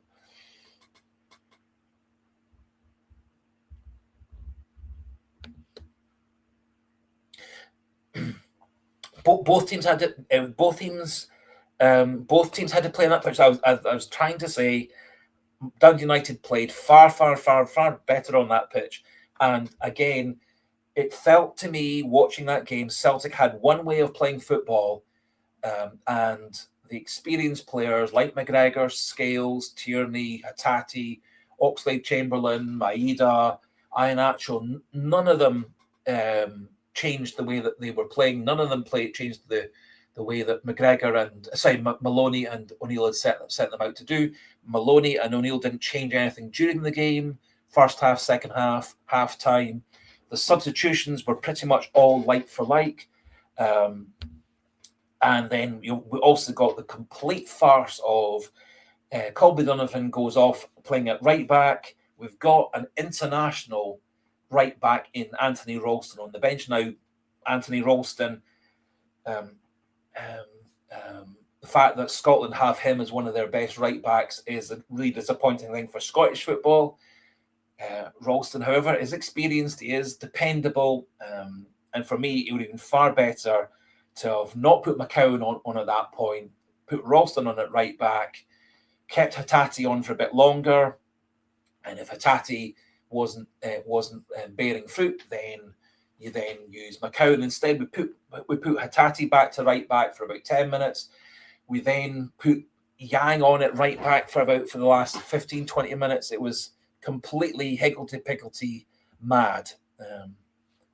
Now Hatate has played at right back a few times for Celtic in the past. However, when he was playing at right back for Celtic, that was basically playing more as an inverted fullback or wing back. He wasn't really playing as a conventional fullback. With the way that Dundee United were set up on Sunday, the right back had to play as if he was a proper right back, defending, etc.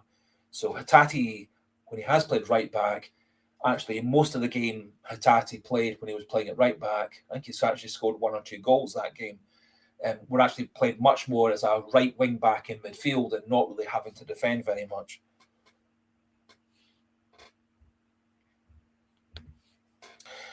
I think, Eddie, I think once we let Dundee United more and more into the game on Sunday, I think I would agree that I had my doubts that Celtic were going to score, which again is very disappointing.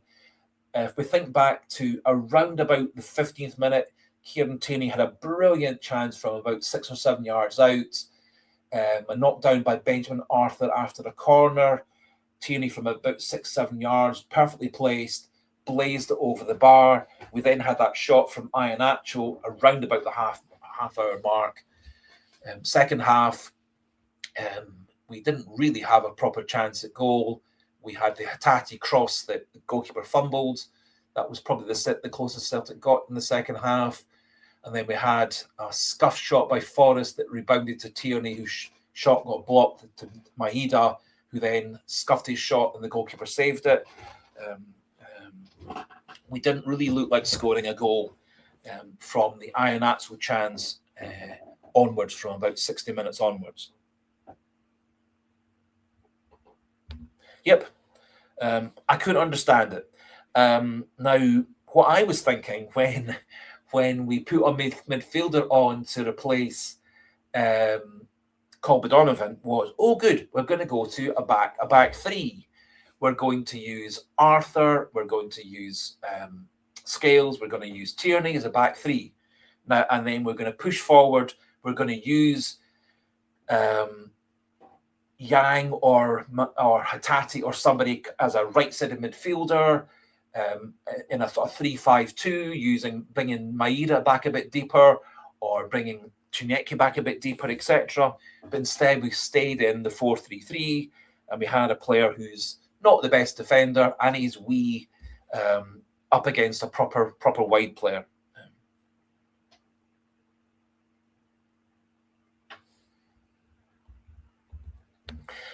Well, Green for goal. One of the bonuses is we do have all of Nygren's goals, and so that's the reason we're not sitting in 5th place. And if somebody else was scoring goals like Nygren, we probably would be topping the table. So if we've got Nygren on, I think it's like 19 goals this season in all competitions, then we drop to Maeda and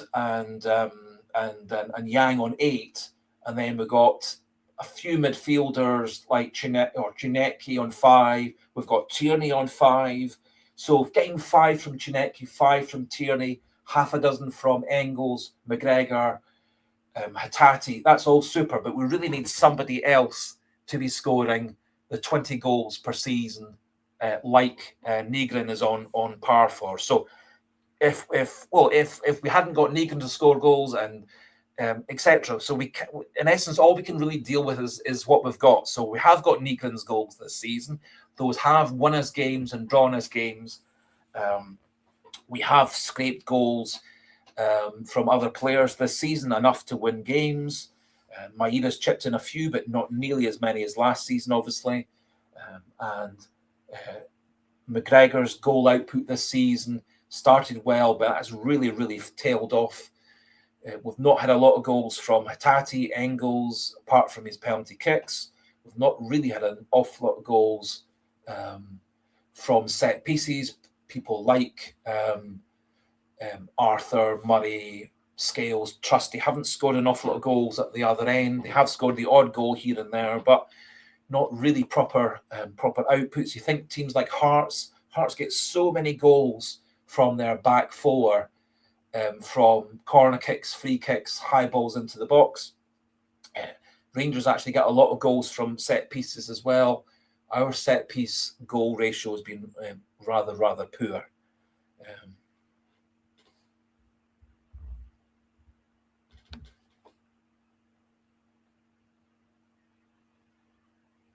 Yes, Kettler Moon, I think you and I think much the same on that matter. I don't know. I think quite a lot of us on this live stream are old men like me, who's been supporting the club since the early 70s. I think a few people maybe been supporting the club for even longer than that. But I remember the dark old days of the late 70s through the 80s into much of the 90s, where we won very little. Plenty of seasons we won nothing. Several seasons we were third, fourth in the league. So when Dundee United and Aberdeen were briefly for 5 years or so up there challenging Celtic and Rangers, we did actually have quite a number of seasons where we won nothing. Quite a number of lot of seasons where we're third and fourth in the league. So Celtic has had in recent, my living memory, seasons like this before. Not probably as broken and falling apart off the pitch, but certainly plenty of seasons where things have been breaking down and falling apart on the pitch.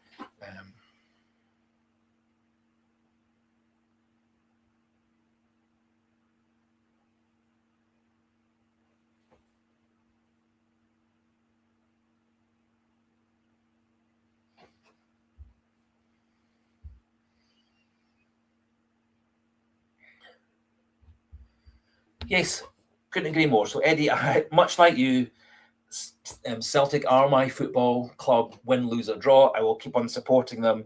Win, lose, or draw. And quite right, Eddie. We've seen the good, the bad, and the ugly. And to be fair, we have seen for the last 25 years, nearly every season for the last 25 years has been good in terms of domestic success. The last 14 years, we've had 13 titles. So, and many of those have been doubled up and trebled up with cups and league cups.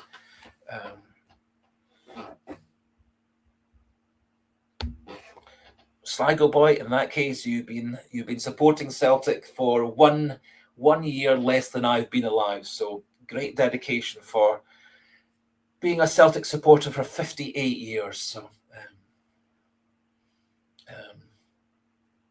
So great. So as I said, as I suspected, a lot of the David 67 viewer subscribers and live stream watchers are old men like us, Sligo Boy and Eddie C. Kegler and Moon since 83, so that's 43 years. So again, you've been supporting Celtic for a long time. And if you've been supporting since 83, you've had plenty of bad years to support Celtic, as well as the bonus of the last 25 years where things have been great. To be fair, Wyoming CSC, I'm disappointed that Ireland have gone out, disappointed that Wales have gone out, disappointed that Northern Ireland have gone out. I think it would have been really nice to have all those 5 home nations. I know Ireland isn't technically a home nation, but for me, it is, in that Ireland, if we're thinking about things like rugby, Ireland's team plays alongside the Scottish, the Welsh, the English in the British Lions team, and in sports like cricket and rugby, Ireland's an all Ireland team as well. So for me, it would have been great to see all those home nations, including Ireland, as part of the World Cup this summer. That's assuming that there is actually a World Cup this summer. Quite how FIFA are going to work out with the American government and the American passport people and visa people, which players, which coaches, which supporters get to come into the country. You've got the fact that one of the countries that has qualified for the World Cup is currently at war with America. You've got 2 or 3 other countries that are on the American blacklist of not being allowed to come into the country. So one of Scotland's opponents, Haiti, their players aren't allowed to come to America. Quite how all that works out, I don't know. The Democratic Republic of Congo, who are in World Cup qualifiers, they are also on a blacklist. There are 3 or 4 countries who are coming to the World Cup who, in technical terms, their countries are not allowed to apply for visas to go to America as a tourist. Quite how FIFA works out all that rigmarole and visas and passports and so on, goodness only knows. It's a complete fiasco. For me, the best option would be FIFA just takes the World Cup away from America and plays all the games in Mexico and Canada. Because you can't have players from a country not being allowed to go and play in the World Cup in another country. It's very surprising, actually, that FIFA hasn't taken a stand on this, nor have any other countries taken a stand on this. You think about the Olympics in Moscow back in 1980, when there was a similar situation of Russia being at war. A whole lot of countries boycotted going, a whole lot of athletes boycotted going. And the IOC stepped in to make quite a lot of restrictions on Russia as well. So I'm not sure why FIFA haven't done that. But as things stand, we're still going to we're still having a World Cup this summer. And there will be a number of Celtic players and ex-Celtic players playing there.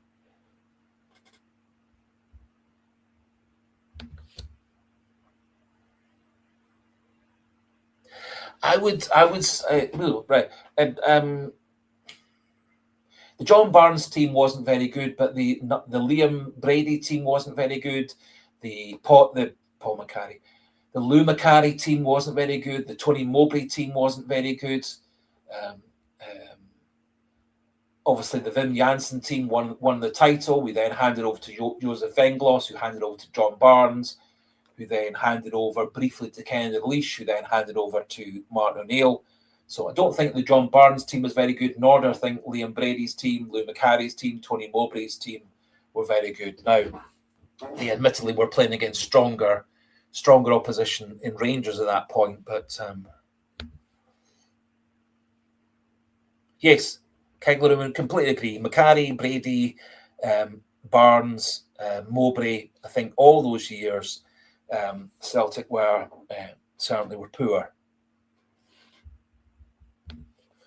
Good night to you, Chipper67. Been lovely to have you on. Lovely sharing politely, respectfully our opinions. Some we've agreed on, some we've disagreed on.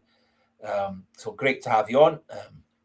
All things being equal, we'll be doing the same again next Thursday.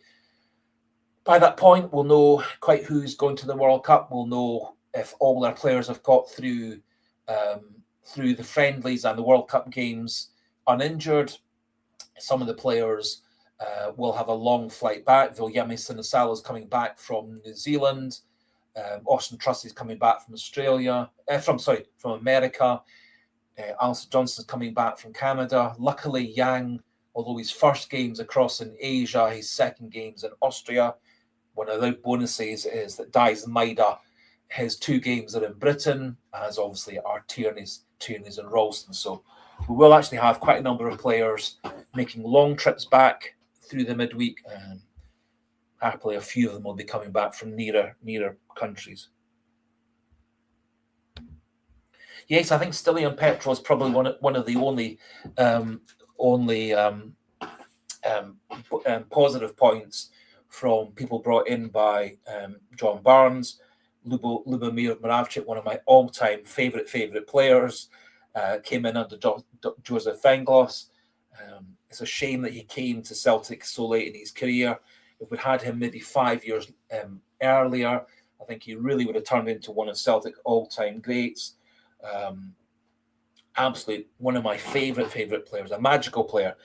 Possibly some could compare him in some ways, a bit like Benjamin Negrin. Maybe didn't contribute as much in midfield, as much out wide as he could have done. But by goodness, did he score a lot of goals for Celtic, scored a lot of brilliant goals for Celtic, scored a lot of important goals for Celtic, and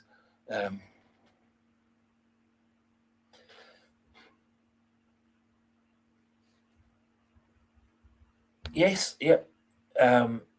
Sligo boy, you are entirely right. The expert Hugh Keevins, who has been spouting rubbish for 50 years or so in Scottish football, he completely discounted Lubomir Moravchik. I don't think actually very many football journalists, ex-Celtic players, pundits, even quite a lot of Celtic fans, I don't think a lot of Celtic fans were keen for Lubomir Moravchik to come to the club. £330,000 though we bought him for, and he was worth 10 times that easily. You think about a player bought just before that by Vin Janssen. Henrik Larsson bought for £650,000 from Feyenoord at a time we were spending £2-3 million on players on a regular basis. Shortly after that, we spent £5 million on Rafael Scheidt from somewhere in Brazil. So the fact that we got Moravchik and Larsson for under £1 million, the two of them combined, the two of them went on to be great players for Celtic, especially Henrik Larsson.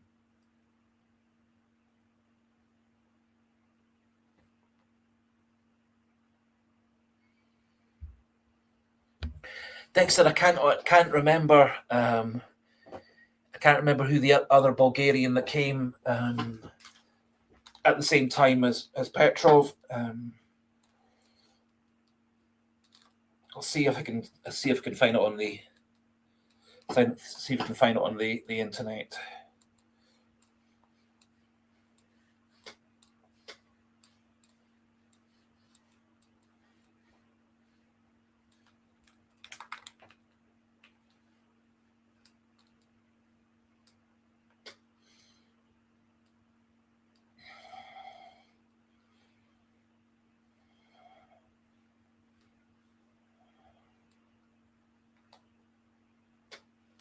So I can't find who the other player was at the same time as that.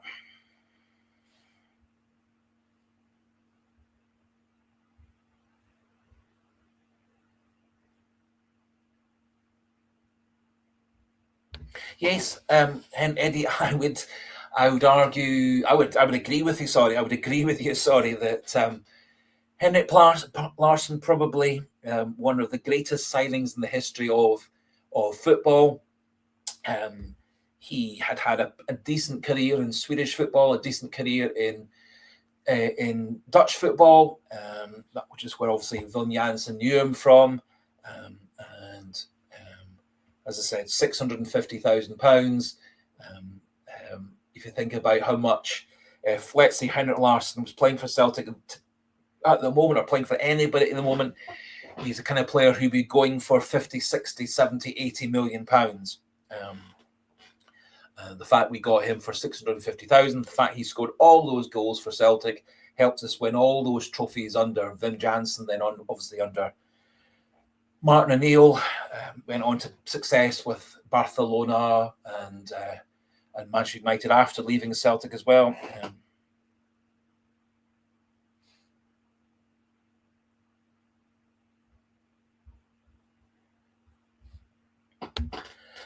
Wyoming, you make a good point. I think it would be. I think personally, and that's my personal opinion, that this season Hearts have done surprisingly well. I think their injuries, their suspensions, etc., starting to catch up with them. I also don't think that they'll be able to cope with the pressure of the fixtures at the end of the season, where the title's on the table. Much like if you think back to a few years ago, where Hearts went into the last game of the season in pole position to win the league. They blew it on the last day of the season, and Celtic came through in the last game to win the league at the last breath rather. So I do think Hearts are liable to struggle to keep this up, particularly because they have had players recently dropping out.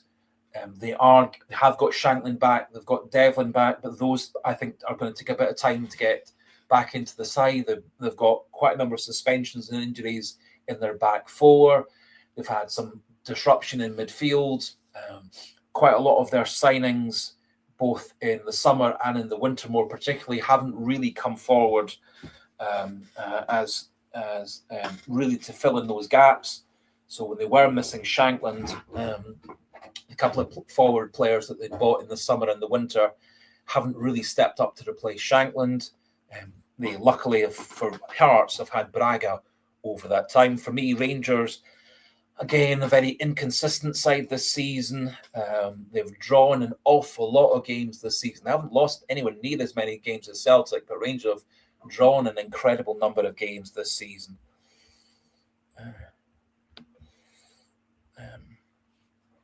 So quite who the favourite is amongst those three going into the last game of the last 7 games of the season is difficult to predict. The prediction by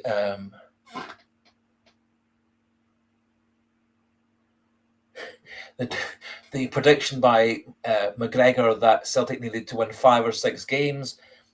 I think if you said Celtic had to win 6 games out of the last 7, I think that's much more likely. If Celtic were to win all of their 7 last games of the season, just a second.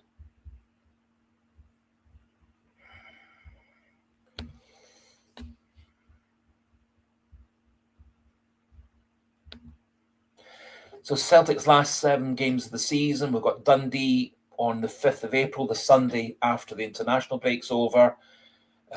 We've got St Mirren at home after that. Then we've got St Mirren in the cup final on the 17th of April. And then we've got the last 5 games of the season.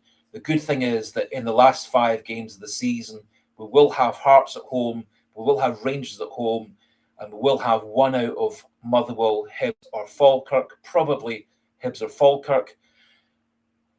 One of the other good things is Rangers and Hearts will have 2 home games and 3 away games in their last 5. So as well as having to go to both coming to Celtic, they will actually have 2. They'll have 2 other away games that only will have 2 home games over that period. So that does actually give Celtic a bit of an advantage with one more home game and hosting both of Rangers and Hearts in that last spell. If we had Falkirk as one of our opponents, we've beaten Falkirk 4 times out of 4 this season in the league and the cup.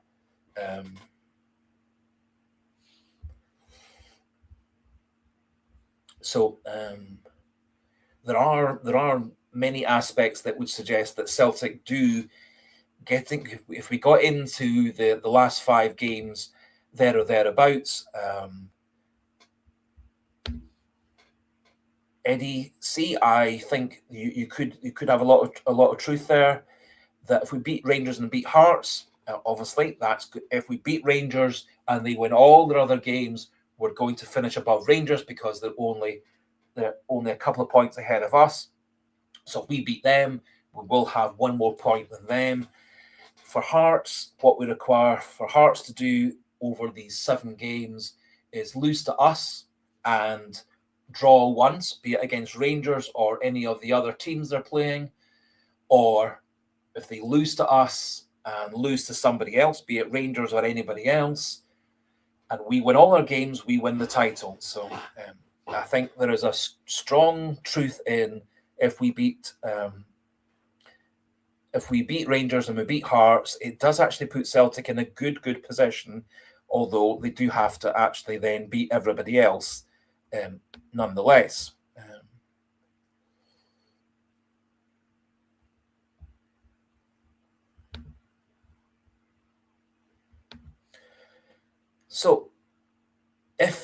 Just something I did on today's video for anyone who's watched today's video.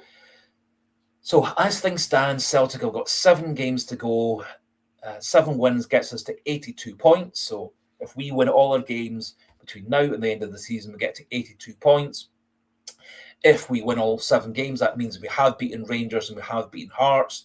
So that takes us above Rangers automatically. It would put us within 2 points of Hearts. So what we're kind of hoping for is if Rangers beat Hearts, and then both Hearts and Rangers lose to Celtic, but then Hearts and Rangers win all their other games apart from that, Celtic have 82, Rangers 81, Hearts 81.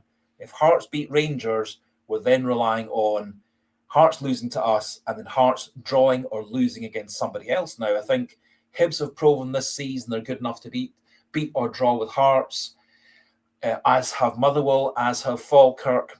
Rangers obviously have drawn and lost to Hearts so far this season, so and drawn with them the other time.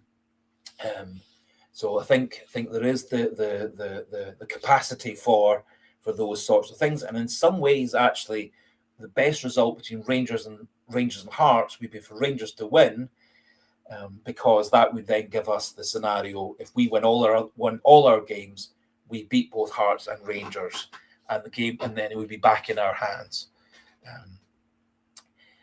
Whether Celtic can win all 7 games, I don't know. As I said in this morning's video,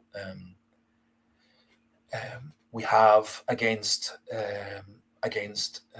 Dundee this season, we've got 2 wins and one defeat in the 3 games we played against them. St Mirren, 2 wins and 1 defeat. We've got a win, a draw, and a loss against Hibs.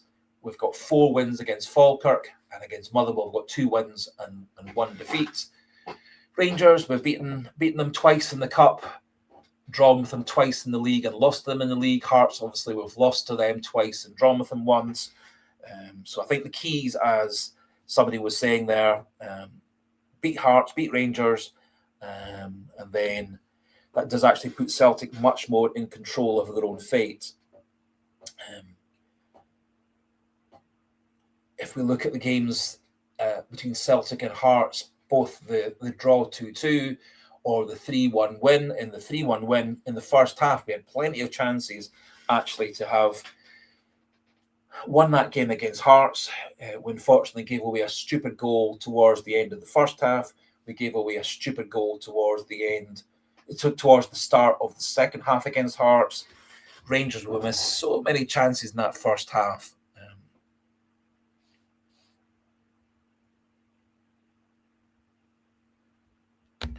Yep, Sligo boy, thank you for that praise about the permutations.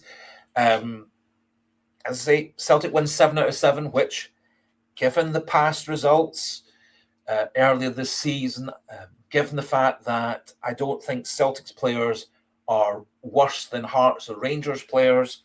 I think Hearts have played well as a team this year. They've got a lot of good performances out of some players like Braga and Shankland and Kizaridis and Milne especially. They've had some very good defensive work from their goalkeepers, their two goalkeepers, and from their centre-backs. However, they are having a lot of suspensions and injuries in that back four now. Rangers' form has been up and down. They have struggled to win matches. They've drawn an awful lot of matches compared to Celtic. So we've lost 8 league games this season, which is the worst we have for about 30 years. We haven't drawn an awful lot of games over this season in the league, but we've lost 8 under Rodgers, under Nancy, and under O'Neill. We've lost under all those managers. We've lost 16 times in all competitions since the Bayern Munich match in mid-February of last year. So we've gone 13 months with 16 defeats, which is pretty awful if you think about Celtic's history. 54% of our games since that Bayern Munich match have been winning the game in regulation time. We've won a few games on penalties and extra time over that period, but 54%, so only just about half of our games since the Bayern Munich match have been wins in the 90 minutes plus added time. So if you want further examples of those permutations, I did do a fuller video this morning of the permutations, the league, the final games, the head-to-heads, and also a wee bit about the expected returns from injury. But if we think about, so we've now got this 2 weeks of a bit less than 2 weeks now of the international break. Engels is all lined up to come back and play for Celtic on April the 5th. So he's been back in training with Celtic full-time since the end of last week. He'll be at Celtic this week and next week training. He's lined up to be coming back on the 5th of April. McGregor, Cvancara, Iheanacho, and Oxlade-Chamberlain, they've all been struggling for fitness over the last couple of weeks. Hopefully, all of them are fully fit and ready to go for the Dundee match. Araujo and Donovan are uncertain. We don't quite know what Araujo's situation is at Bournemouth in terms of this injury. They've not actually been very open about him coming back. Donovan, he pulled out of the under-21 squad. It's uncertain whether he's going to be fit to play for Celtic on April the 5th. Could be a bit of a problem if Araujo's not fit, Donovan's not fit, because Alistair Johnston's not thought to be fit to play for Celtic until the middle or end of April. So they're hoping he might be back for the Cup semi-final against St Mirren on the 17th of April. Otherwise, they expect him to be back for the last 5 games of the season. Callum Osmond won't be back probably till next season. Might be back for the last couple of games of this season. Jota Carter-Vickers won't be back till this pre-season this summer, and Schmeichel isn't back playing football till February of 2027, so very, very unlikely that Celtic will still keep him under any form of contract unless he becomes a player, goalkeeping coach of some sort at Celtic during his recovery time, so which is a small possibility. However, if we do look at that, Engels coming back, that could be a very positive thing. If these couple of weeks of rest does get McGregor's calf and Achilles 90% better, that could be a big thing. If this gets Iheanacho, Cvancara, Oxlade-Chamberlain much more match fit, also gives time for Oxlade-Chamberlain, Iheanacho, Cvancara to fit in with their other teammates, which could be important. Does also give players like Arthur, Mvuka, Adamu also a bit of a chance to fit in with the new squad, etc.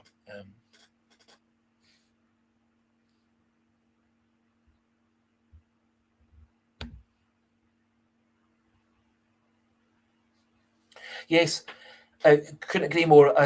My personal feeling is, if we go into the 5 post-split fixtures 2 points behind, I would put Celtic as the favourites to win the league on the basis of we've got the other 2 coming to us at Celtic Park, plus we've got one other home game, and Rangers and Hearts will have 3 away games and 2 home games in the last 5 games.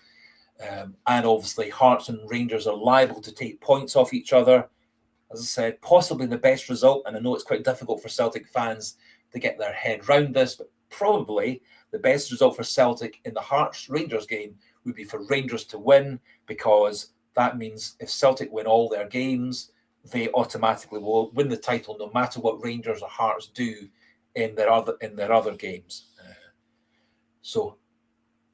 And as hard as it would be, we should technically be rooting for Rangers to beat Hearts in that game, because that actually does give Celtic the best chance of controlling everything themselves. But as Wyoming CSC is saying, there's been several points this season where it looks like Celtic was going to go back level or above Hearts in the league, and we've kind of blown it several times. We had that opportunity when Nancy took over in that Hearts game. We could have gone top of the table. We then had a point between Christmas and New Year where if Nancy had beaten Motherwell, that would have put us right at the top of the table as well. We think back to Sunday when we had a similar position and then lost to Hibs. We had a similar position to that and then lost to Dundee United. So we do seem to be doing a great job of getting us or clawing ourselves back into contention and then having a bad performance or a bad result. The performance against Hibs, I wouldn't say it was a bad performance, but it was definitely a bad result. The game against Motherwell when we lost 2-0, the game against Dundee United when we lost 2-0, the game when we lost 2-1 to Dundee United, they were all terrible games and terrible performances.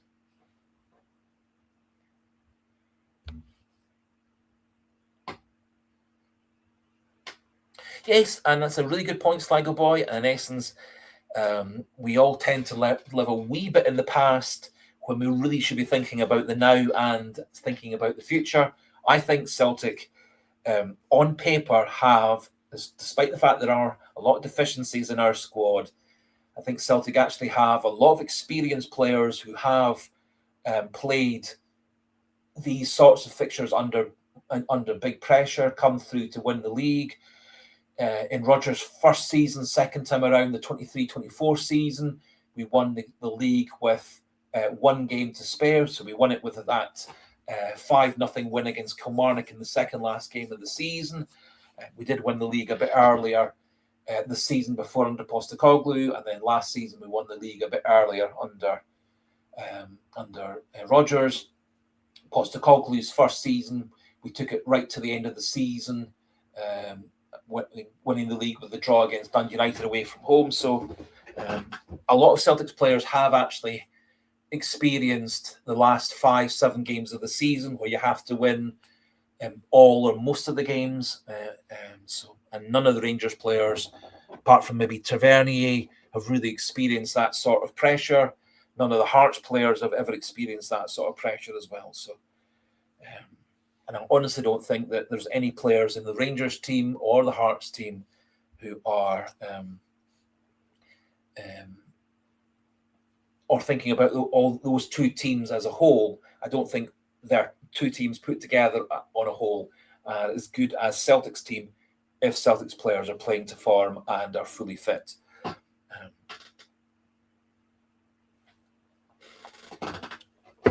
So I think it is worthwhile looking to the future and not thinking too much about the past.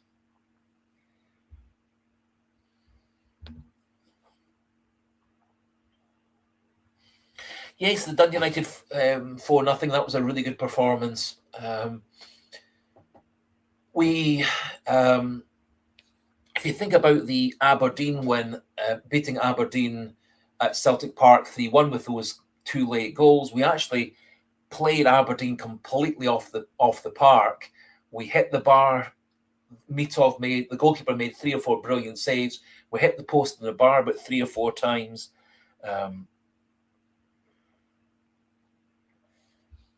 So the performance against Aberdeen, although it took 2 late goals to win that game, we completely played Aberdeen off the park that time. We played Dundee United off the park in that 4-0 win at Celtic Park. We had some good performances early in the season. We beat Falkirk 4-1 in the League Cup. So we have had the odd game where we've played 2 good halves of football. But this season, 2 good halves of football in the same game have been few and far between. So I very much take your point, Wyoming. We've had maybe 3 or 4 games all season where we've played on the front foot, attackingly for the whole game. One could say the 1-0 away win against Stuttgart, the 3-1 win against Feyenoord away from home. Those were 2 games where we actually did play a whole game of football at a good high level. But in terms of Scottish football, totally accept your point. Yep, Eddie, you're quite right. As I said, since the Bayern Munich match 13 months ago, 54% of our games have been wins, 46 have been draws or defeats. And it's a pretty non-Celtic sort of run of form for those 13 months since the Bayern Munich game mid-February of 2025.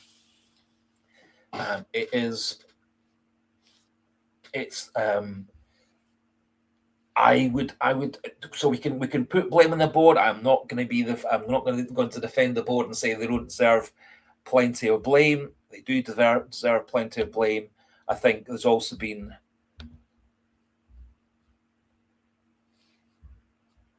just a wee second.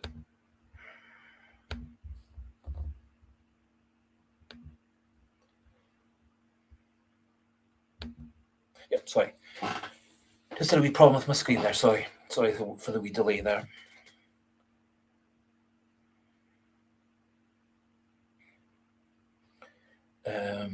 Sorry. Yes. So yes. We can blame the board for a lot of things. I think also I don't think Brendan Rodgers managed the team, the squad particularly well through the pre-season, through the early couple of months of the season. I think there was an awful lot for those 2 months, July and August at Celtic. I think that with Rodgers, the way he was managing the squad and training the squad, I think there was far too much concentration on bringing in new players rather than maximising the players that we had, given the fact that the great majority of the players that we had at that point were the same ones who'd won the title the year before. So the central part of our team at the start of the season were the ones who had won the title twice under Rodgers and twice under Postecoglou in the last 4 seasons. So I think there was a lot of very good players at Celtic to build a team on top of.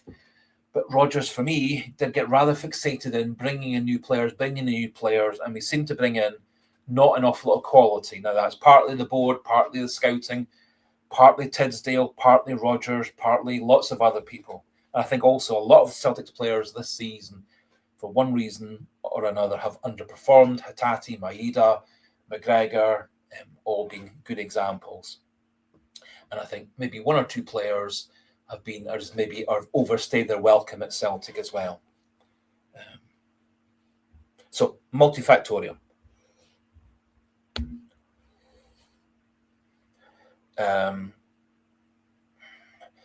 The last I heard regarding the Green Brigade issue at Celtic was Celtic, the chairman, Nicholson, etc., had got the Green Brigade people in for a discussion, said these are the various points that Police Scotland and the Safety Advisory Board have said that Celtic / Green Brigade have to comply with for us to reopen the Green Brigade section of Celtic Park, and then that was then put back into the ballpark, put back into the purview of the Green Brigade supporters. It doesn't appear that the Green Brigade supporters group have taken these rules and regulations that Police Scotland and the Safety Advisory Board have laid down And for that reason, the Safety Advisory Board, so although they are advisory, they actually do have a legal power not to award safety certificates. Now, that's largely in liaison with people like the police, largely, but also people like the fire brigade, the ambulance services, paramedics, various other different things. So the advisory board lays down all these regulations, and if the regulations aren't done, other bodies who do have law powers, court powers, can then bring charges against Celtic or shut Celtic down, etc. So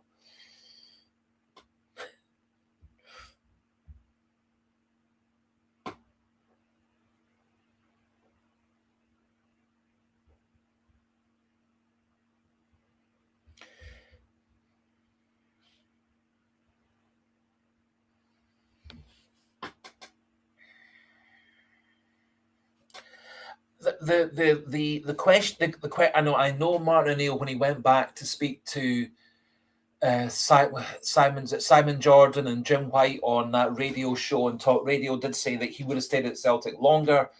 It didn't feel to me in the last couple of weeks of Martin O'Neill's first spell at Celtic that he was keen to stay much longer. I think he was finding the pressure of being Celtic's manager and doing all the press conferences and doing all the training and having lots and lots of problems to deal with. I think he was starting to find that was starting to overwhelm him. There have been some spells in his second spell where it's felt to me like things have been getting a bit on top of him as well. Maybe, again, this 2 weeks of a break without the pressures of selections and games and so on. Maybe that's also going to be a bonus for Martin O'Neill. So in retrospect, transitioning from O'Neill to Nancy went badly wrong.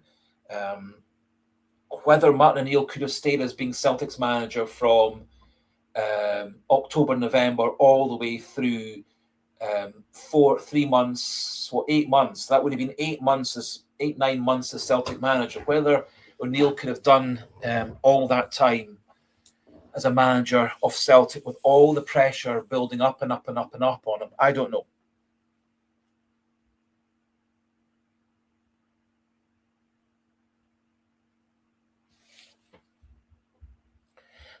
I fully hear everybody's point of view. The only difficulty with that is we don't know what would have happened. Honest to God, we don't know what would have happened had O'Neill stayed as manager. As I said, would O'Neill have carried on managing as well as he did in that first, 6-8 weeks? If he then thought, it's not just I'm managing this team for 6 to 8 weeks until they get a permanent manager in. He then would have had to think, I'm managing this team for 8 months through to the end of May 2026. That brings an awful lot more pressures. It would have brought an awful lot more pressure in terms of scouting, recruitment, contracts, planning for the transfer window, also planning for a transfer window when you know you're not going to be the manager the following summer. It would have raised an awful lot of complications. So I'm fully accepting that many people feel that had we kept O'Neill as manager, everything would have been a garden of roses. But we don't really know. We can similarly say that had in that first game against Hearts, where we kept Hearts pinned in their own half for 30 minutes, where we had 5 good chances to score in the first 30 minutes, 2 really easy chances that Dyson might have missed in the first 10, 15 minutes of that match against Hearts. If those goals had gone in, who knows what would have happened? Had we taken 3 or 4 of the 8 chances we created in front of the goal in the Dundee United match that we lost 2-1, who knows what would have happened? If we'd taken any of the 4 or 5 chances in the first half against Rangers that we lost 3-1 in the end, if we'd taken the chances that we had straight after Rangers equalised, who knows what would have happened? The problem is we can speculate about what would have happened if this, that, and the other happened. All we can say is this is what actually has happened. So we can guess, we can speculate. We can say that's what would have happened. We know this for a definite if O'Neill had carried on. We know that this would definitely have happened had Nancy not become the manager. The thing is, those things actually happened. And we can't go back on and rewrite history.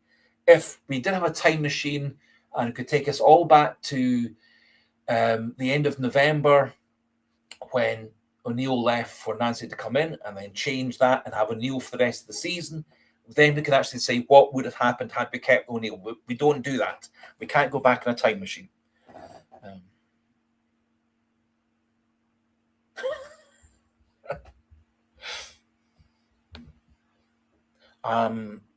If I think, Sligo Boy, this is a good example of your facetiousness and your humour and your sardonic wit, etc. Yes, so if we'd had Martin O'Neill for a full season, maybe things would have been better, maybe things would have been worse. There certainly would have been continuity for the 6 weeks or so of the Nancy era. I think that would have been I think that would have been beneficial had we had no disruption to the teamwork, the formations, etc. for those 6 weeks. I think we can say that for definite. However, had we taken our chances in the Nancy games, we would have won 3/4 of those games rather than losing 3/4 of those games.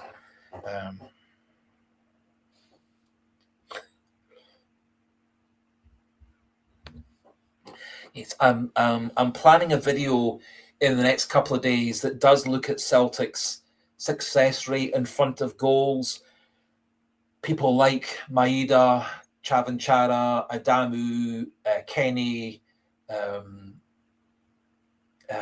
their success rate, their goal conversion rate, the number of big chances they've missed. Johnny Kenny in 15 games missed 10 big chances. So basically 6 chances that any striker should have put away. He missed them. Dyson Maida's missed 20 big chances this season. His conversion rate's not very good. None of Celtic strikers' conversion rate is higher than 13%. So 1 in every 7 shots, they're scoring a goal. For most of them, that means they're not scoring goals for 3 or 4 games at a time.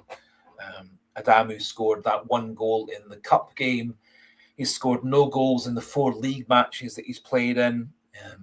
He's had a couple of starts for Celtic. He's played very, very poorly. Now, as someone was saying about an hour and a half ago, if people don't give him chances to score, he's not going to score many chances. To be fair to him, he did get a chance to score against Dundee and he put it away, which then took us into extra time. So he actually did have a very good finish in that game against Dundee, got himself in a good position in the box. We hit a nice cross across the box and he knocked it away.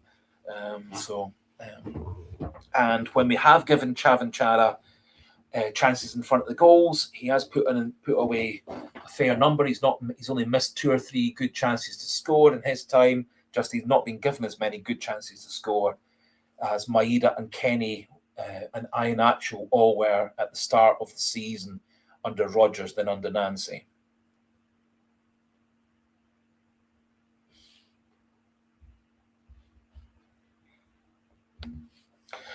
You make a good point, actually, given the fact that our most productive goal scorer this season has been our attacking midfielder, Benjamin Negrin. Our equal second best goal scorers have been 2 of our wide players, Maeda and Yang. So Yang has played exclusively as a right winger or a left winger all season. Maeda has played a bit right wing, a bit left wing, and a bit centre forward. But our out-and-out strikers this season, Iheanacho, Adamu, Cvancara, Johnny Kenny, have been very, very disappointing in their number of goals this season. Johnny Kenny with 4 being the best of all that bunch.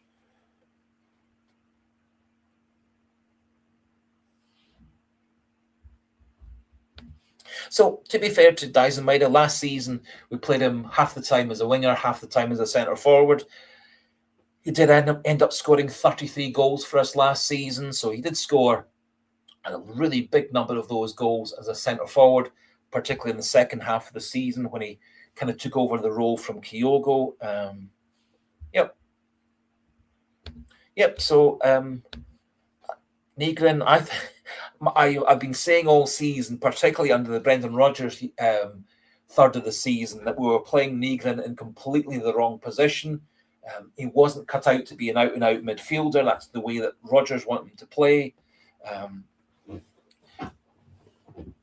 He's much better playing, for me, in a kind of floating role behind the strikers, getting in behind the main striker, getting in with the wide players. He's actually a pretty decent finisher, especially with his left foot. He's really pretty good in the air as well. And as I said, all the time when he's been playing for Sweden, he's either played as one of two central strikers up front, or, as it was the case, one central striker with two attacking midfielders behind him. In the Sweden game, he got an assist, which means that Sweden are through to the next round and the playoff final.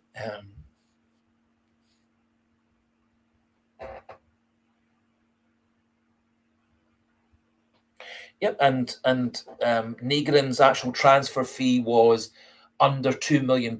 So, as bad as the summer transfer window was, we did get possibly Celtic's two best players this season, Kieran Tierney, for nothing, although his wages are very, very high. We got Benjamin Negrin for £2 million. So we did actually do some very, very good business with Negrin for £2 million and Tierney on a free transfer. And one could argue that those two have been our best players this season. Scott Dougal, it's a definite theory. We could try Negrin up front all by himself as a striker. If we did do that, we would have to be not using him as a target man, which seems to be the way that Rodgers and O'Neill liked playing. Rodgers liked playing Iheanacho up front as a target man. O'Neill's liked playing Iheanacho or Cvancara more as a target man. I don't think that's Cavancara's best position.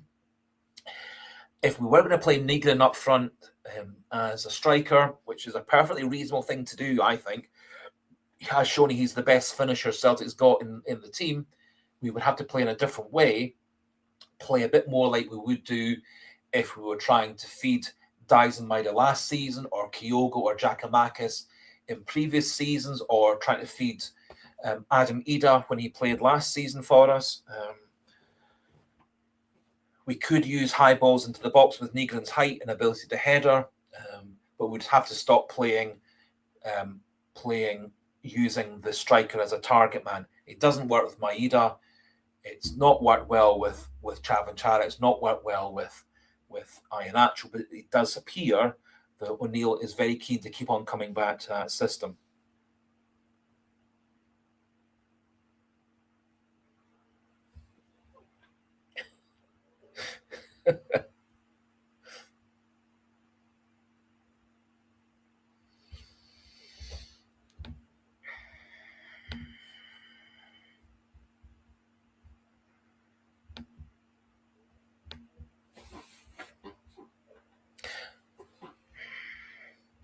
Let's be a second. Yes, so watching Maida this season has been... I haven't had an awful lot of confidence when Maida has been going through one-on-one on the goalkeeper. If you think about the two games against Kairat Almaty, he was one-on-one with the goalkeeper late on in the home leg. He missed that chance. He was completely through one-on-one with the goalkeeper, no defenders for about 5 yards in the Kairat Almaty away game with about 5 minutes to go. I'm pretty sure had he put away either of those chances, we would have had a really, really excellent chance of beating Kairat Almaty, a game we should never have not won in a million years.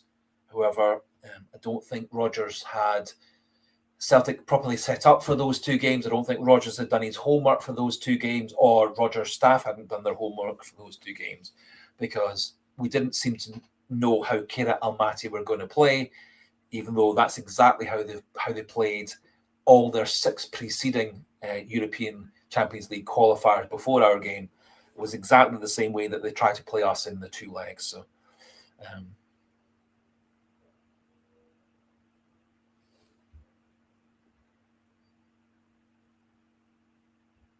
yeah, Pep Rex, in essence, I completely agree. Both games were rotten games of football, to be fair. Very few chances for either team in both games against Kenneth Almaty. But I did think when Maeda was clean through, 5 minutes to go, just the goalkeeper to beat, no defenders pressurising him. I thought, great, we're going to go through. It's been a bit of a nightmare, but we've pulled it through in the end. But we didn't. We had a couple of half chances in the penalty shootout, and then in the penalty shootout itself, none of our players looked like they were going to score a goal.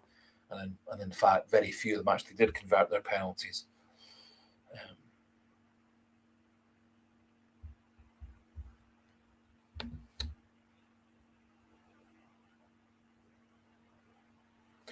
Yep. I think Kasper Schmeichel clearly for the last 12 months has been playing with a dodgy shoulder.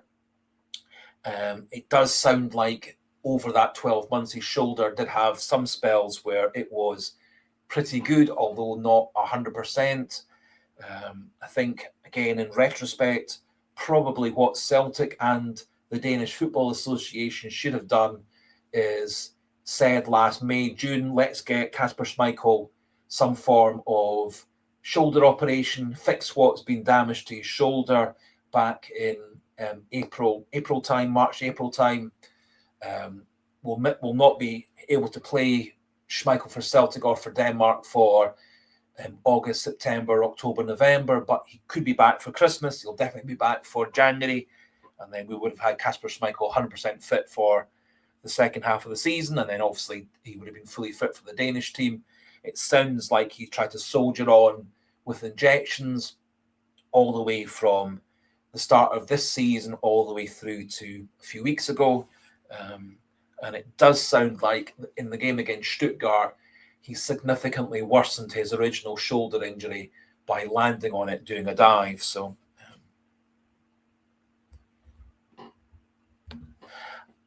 I think yes. I think the reason I would say yes, in that the medical team, the physio team, were aware of what Kasper Schmeichel's injury was, in that he'd had a couple of scans of his shoulder initially, and at a later point prior to the season starting. So I think Celtic knew just how his shoulder was, in that he had an initial scan and a follow-up scan that would have shown all the damage. From my knowledge of shoulder injuries, some shoulder injuries you can patch up, and with physiotherapy and strengthening and injections and ultrasound and all these things, you can rebuild the shoulder to near enough 100%. Sometimes you can have that level and it might respond to physical therapy, or it might require surgery. Sometimes people who should have had surgery try to soldier on with physical therapy, which would appear to be the case with Schmeichel. And then in the Stuttgart match, when we lost 4-1, he significantly re-injured it, and his scan after that was much worse than it had been 11 months beforehand. So my personal feeling is that Rodgers, Nancy, O'Neill all should have been saying, Schmeichel's not playing as well as he should do. He's not coming for crosses. He's not diving well to his left. Then talking with Schmeichel, but particularly talking with goalkeeping coach Stevie Woods. I think partly it was Schmeichel saying he was okay to carry on. Largely Stevie Woods saying he was okay to carry on. Partly the physios and doctors at the club saying, well, we could do this and we could do that for Schmeichel's shoulder. We could get him playing, but it's not going to heal the underlying problem. That really requires surgery. And then, obviously, against Stuttgart in that 4-1 loss, the injury was made far worse when he landed on it. And then that was apparent from the follow-up scan he had a couple of weeks ago, just before he announced that he was going for surgery on the Champions League game with his dad as the co-commentator.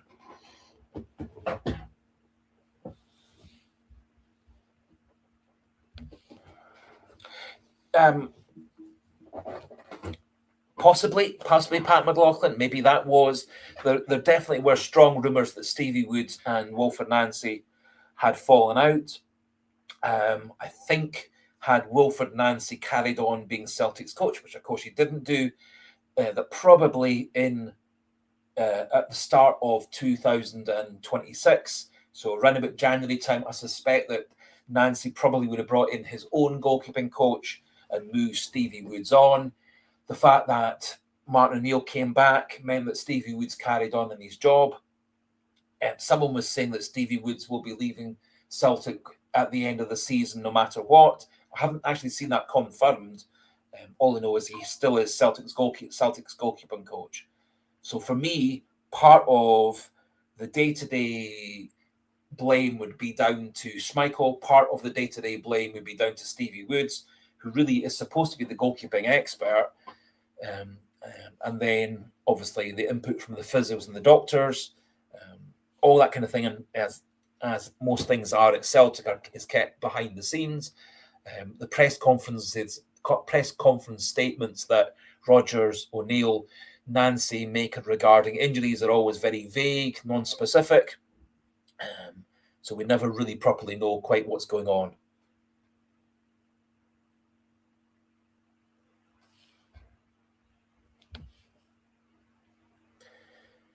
The other thing to say is, not sure if this is the point that Dexter's making as well, but there also were rumours that Kasper Schmeichel and Wilfred Nancy didn't get on. Whether, again, Wilfred Nancy confronted Kasper Schmeichel about just how bad is your shoulder, I don't know. There is quite a lot of speculation, and as I said, many of these things have been kept behind the scenes, but there were strong stories that Kasper Schmeichel and Wilfred Nancy weren't getting on. Very strong rumours that Stevie Woods and Wilfred Nancy weren't getting on as a coaching pair either. Whether that relates to the Kasper Schmeichel situation, whether that's just my putting two and two together to make five, I don't know. I think, like many things at Celtic this season, we've got the power of retrospect to say the appointment of Wilfred Nancy was a bad decision. The not sending Kasper Schmeichel for surgery last spring, early summer, for both Scotland and for Denmark might well have been a bad thing. It sounds like Celtic tried to soldier on, Schmeichel tried to soldier on, same way that we soldiered on with Cameron Carter-Vickers having a dodgy knee, then having a dodgy foot. We soldiered on with Alison Johnston for half a dozen games a couple of seasons ago with his ankle problem. In the end, Carter-Vickers had to have knee surgery and Johnston had to have ankle surgery, but we got both of them through to the end of the season, then got them their surgery during the close season. Probably in retrospect, that's what we should have done with Kasper Schmeichel. Sent him for surgery last June, July. He would then have missed 3 or 4 months, but been back for the end of last year and throughout the rest of this season.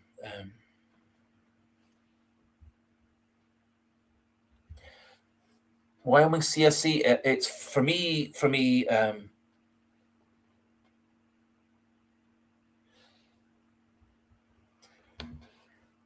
Strange Love the Doctor, I do apologise as I have not been deliberately missing you.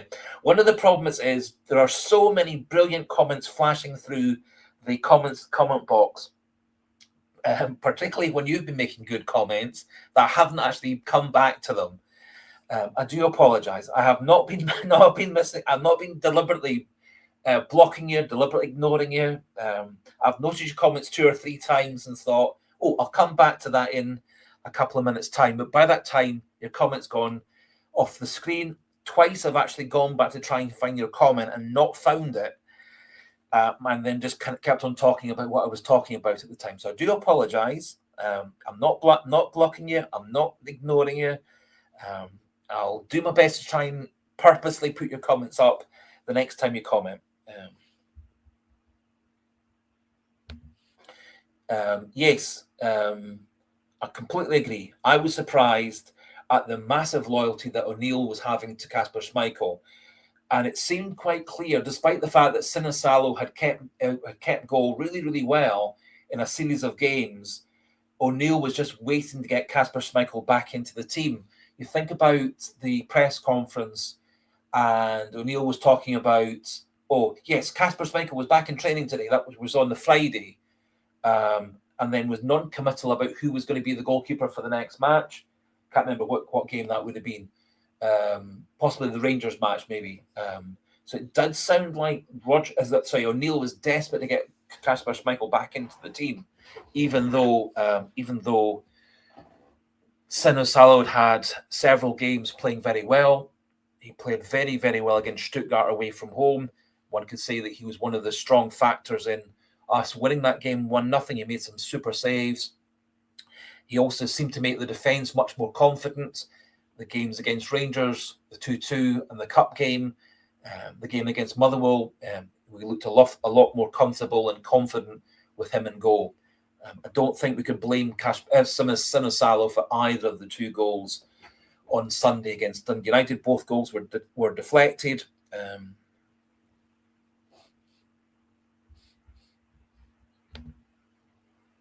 Yes, Kegler and Moon. I don't think actually in terms of modern day physios, doctors, scans, etc., that Kasper Schmeichel was lying to anybody. He may have been saying that he wasn't as sore as he wasn't saying he was as sore as he actually was. However, I'm 100% certain the physios, the doctors, the orthopedic people, the sports medicine people at Celtic would have been taking Kasper Schmeichel through ranges of motion, power, grip tests, reaching tests, all these different things. So I think there would be a lot of scientific things that would have said that Kasper Schmeichel's shoulder wasn't as good as it should be. So I don't think he would be, other than maybe saying that his shoulder wasn't as painful as it actually was.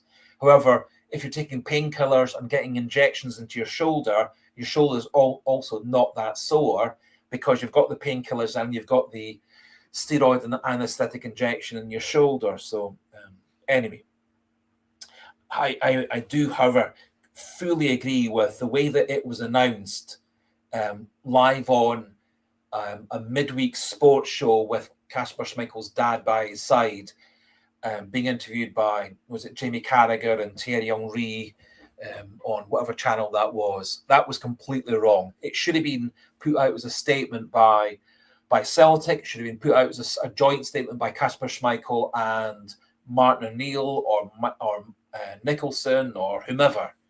It shouldn't have been announced live on a midweek sports show. That was really very, very wrong. And I'm sure Celtic and O'Neill, etc., did give Kasper Schmeichel a telling off for doing it that way. I thought that was unprofessional. I think that was disrespectful to the club. Not so sure about him lying to anybody, simply because of the fact that he would have been going through regular fitness tests with Celtic, checking his reach, his grip, his power, his muscle strength, all these things. I do agree. Are you quite right, Pat McLaughlin, rather. Pat McLaughlin. I think he was kind of railroaded into announcing it by his dad. I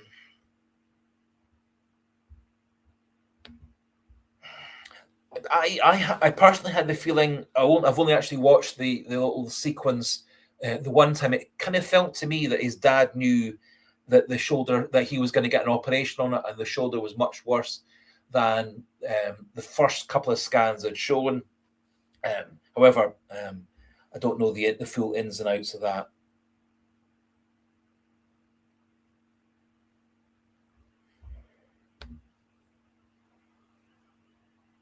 Yes, no, Pat McLaughlin, I think you could well be right. I think he was kind of maybe forced into it by the presenters of that show. They probably asked him off camera, how's your shoulder when you're getting back to playing? He may have said that to them off camera. And then his dad then kind of forced him into telling about it on air. Either way, I think Kasper Schmeichel should have kept his mouth shut and said, we'll be making a full announcement tomorrow through the Celtic YouTube channel or the Celtic press office, etc. So I do think he probably got railroaded by a combination of his dad and by the producers and presenters of that midweek show.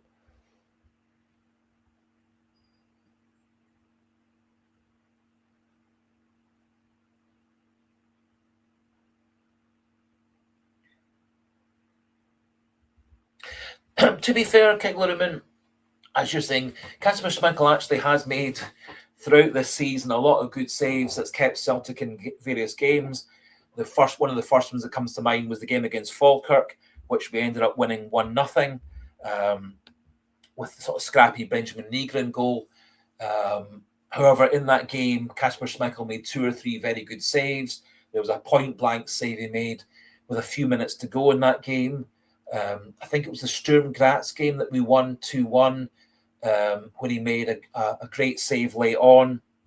So there have been throughout the season games where he's actually made some very good saves for us. However, I don't think there's any real argument that there have been plenty of games this season where his mistakes have cost us goals.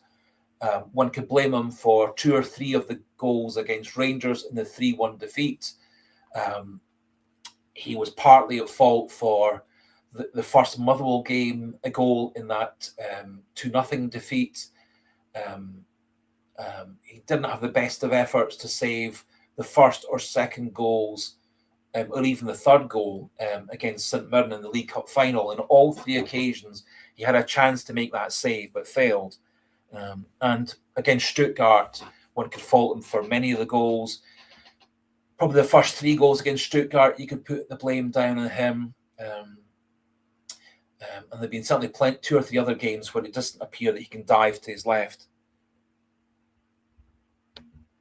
Yes, Keglerman, I would also say that. I think it's actually been quite poor that that he hasn't done an interview with Celtic TV or Sky Sports or whatever.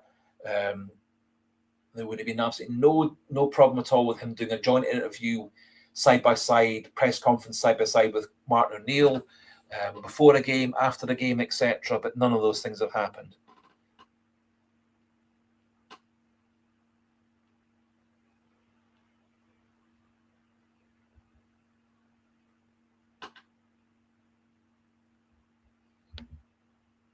Yeah. He had a decent game against Feyenoord, a decent game against Rangers in the League Cup semi-finals. He has had games throughout the season where he's made some good saves. He's had some good games. For me, all season, he's not looked himself. He's not been very good coming for crosses, taking command of his box.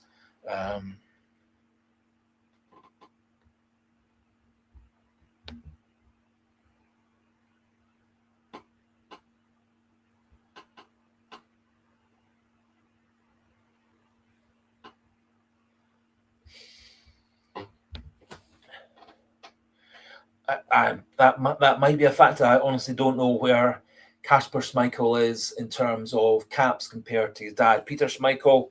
Both the two of them obviously have been Danish goalkeepers for long periods of time.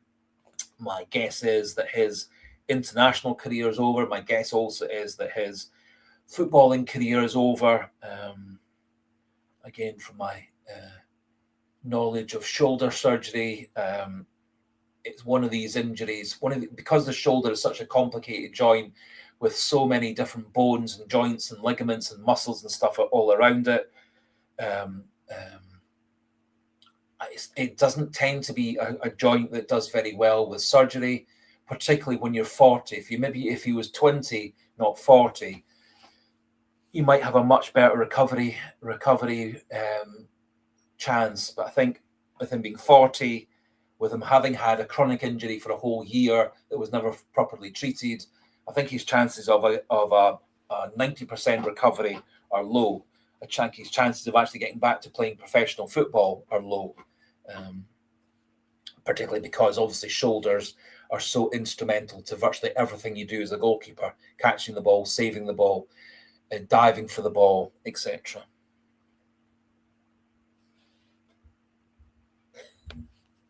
Yes, thank you, Strangelove the Doctor. Your comments, everybody's comments, are either entertaining, funny, or very instructive, etc.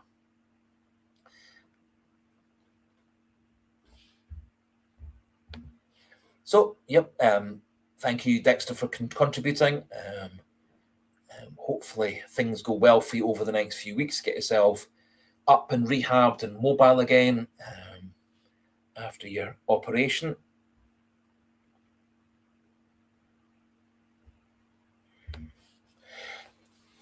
Wyoming CSC, I think for me it would be a toss-up between Forster and Artur Boric.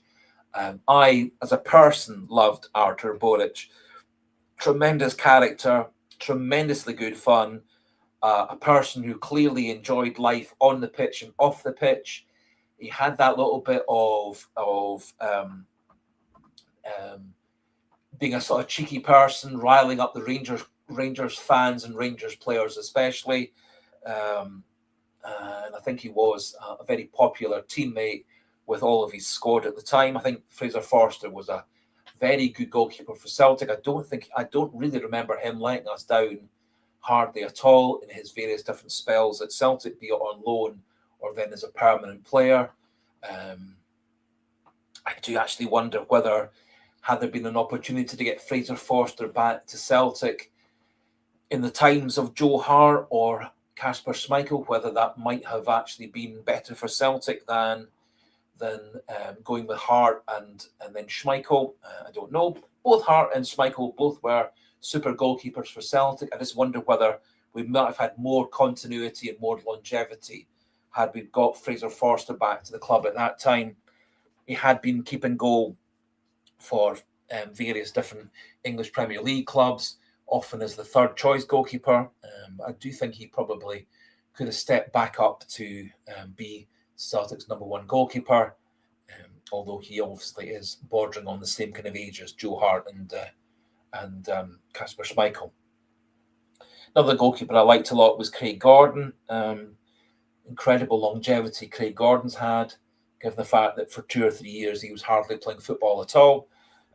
Came back, had a really good spell at Celtic, then been on to Hearts, carried on being Hearts goalkeeper until recently, stepped in very well for Hearts this season when they had some injury problems and suspensions, and still in and around the Scotland squad, despite the fact he's 43 or 44, whatever he is nowadays.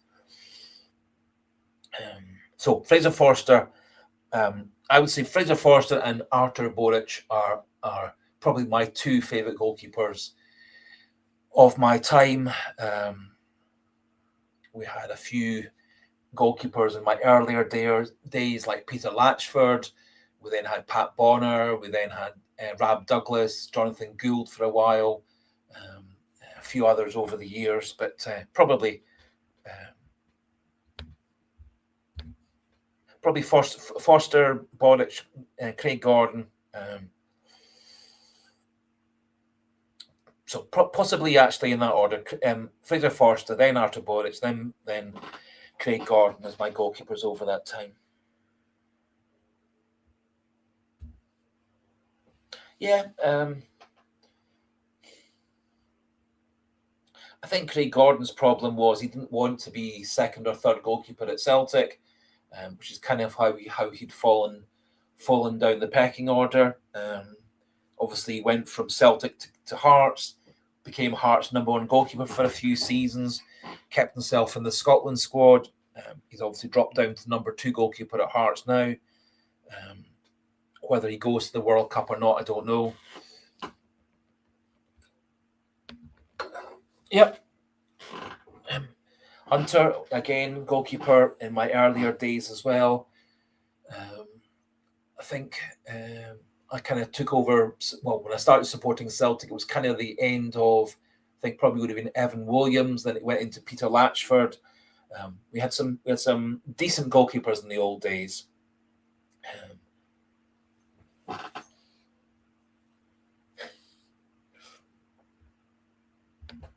No, I think Pat McLaughlin, I completely agree. Probably he was one of several players that Celtic should have done their best to keep hold of. I was chatting with somebody earlier in the day regarding Scott Sinclair, whose birthday actually was yesterday. Now we're now into Friday, so it was his birthday on Thursday. So he was 37 years old yesterday, Thursday. He's been 1 year out of football, having been playing for Bristol Rovers before that. We let him go when he was 29, going on 30. I do think actually Scott Sinclair could have given us 2 or 3 years more of really good, high-quality football. I think it was a mistake to let him go. There's been a lot of players that Celtic have let go kind of against their will. Obviously, some players like Rogic and Bitton chose to leave Celtic because they wanted to move on and do something else. Aaron Moy, another person that we let go when he still would have had a good couple of years for us. Aaron Moy had a lot of fitness problems and he wanted to retire to Australia. Near Bitton, different sorts of problems, wanted to retire to Israel and have his family and life over there. Rogic, after a year or so, moved back home to Australia as well, to raise his family with his wife. So I think there's quite a number of players. Sorry, I forgot about Marshall. Forgot about the other one as well. We've had a fair few goalkeepers. Roy Baines as well, Pat Bonner. I don't know. We've had a fair number of goalkeepers over the years.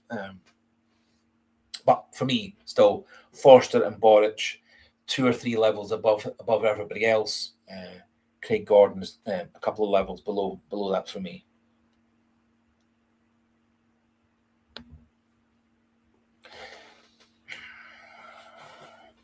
Good points. It's a definitely a very good point for debate as to whether Bain or Gordon's the better goalkeeper. I was always rather nervous in the games that Scott Bain did play for us in the 2 or 3 seasons where he was the backup or third choice goalkeeper at Celtic. I was never very confident when he came in to replace Joe Hart for a game or two, or after Joe Hart was suspended after getting sent off. I was never that confident with Scott Bain in the goals at that point. However, he's actually had a really good season this season for Falkirk, probably because he's been playing every single week as the first choice. I think it is very difficult if you're the backup goalkeeper to come in and play at your best when you've had 2, 3, 4, 5, 6 months, weeks out the game, which is actually why I think Viljami Sinisalo has been so impressive. Yep, both the Marshalls, although they're David Marshall, actually a really decent goalkeeper, came in obviously under very difficult circumstances with a debut against Barcelona. Really decent goalkeeper, play for Celtic, play for various different teams around here and there and everywhere. International goalkeeper as well. I think he's actually probably an underrated goalkeeper that Celtic's had.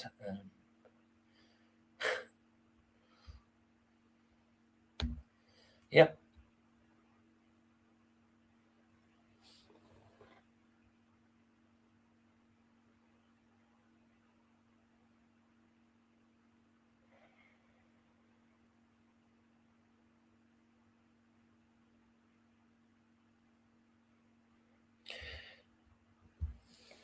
Yep. So probably Scott Bain on the form that he showed for Falkirk this season.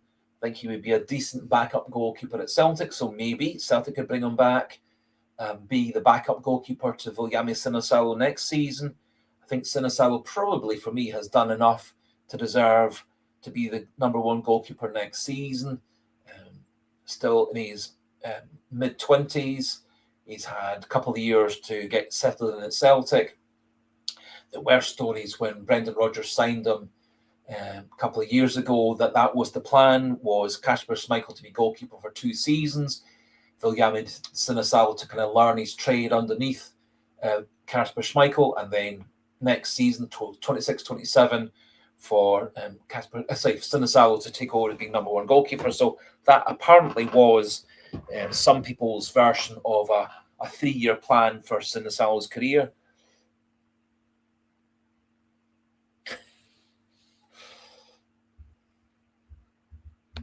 Well, happy birthday to you, Sligo boy. 63 years old today. That's very good. Well done. I've got a few years. I've got 6 years to catch up with you. But happy birthday to you, Sligo boy.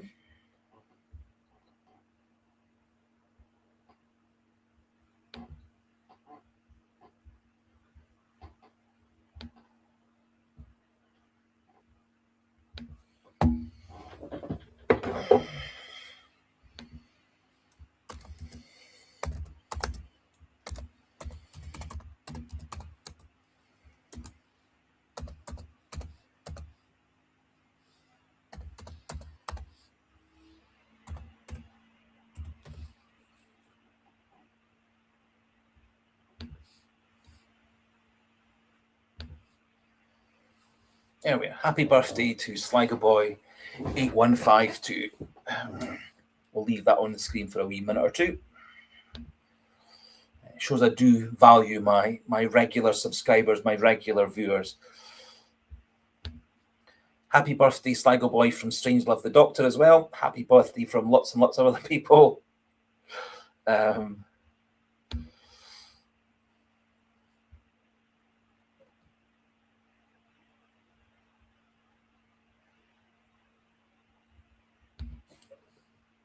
Other good bit of news that I saw just over the course of yesterday was that it appears that Celtic are planning to build a statue in honour of Jim Craig whilst he's still alive.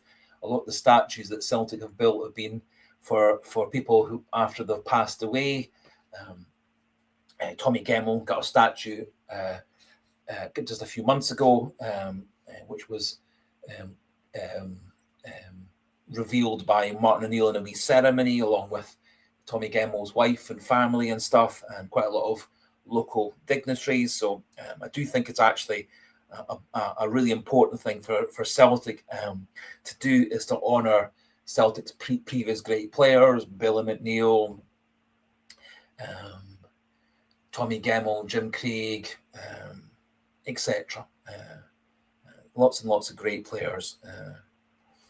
And I do think Celtic probably should do far more in terms of having some form of proper museum, proper visitors exhibition type of thing.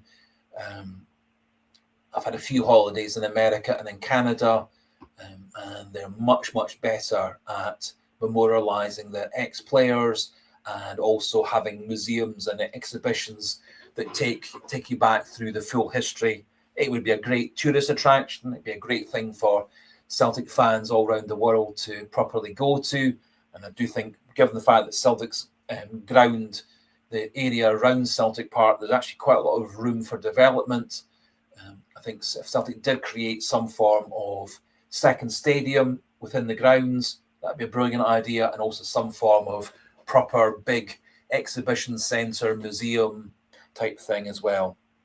Obviously, could you also use for the exhibition centre, museum type thing as a function place for fundraising, for award ceremonies, for fans, etc., to go to, for supporter club type things. So I think there are many ways that Celtic could honour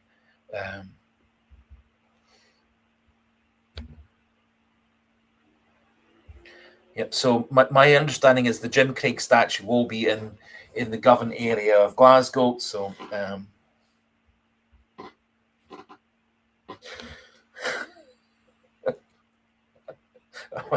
hopefully, Sligo Boy, we're a bit premature for that.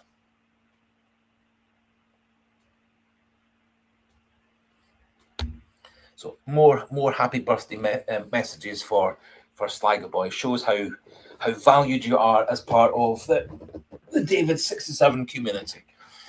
I'll even open a second can of Coca-Cola as a toast towards Sligo boy.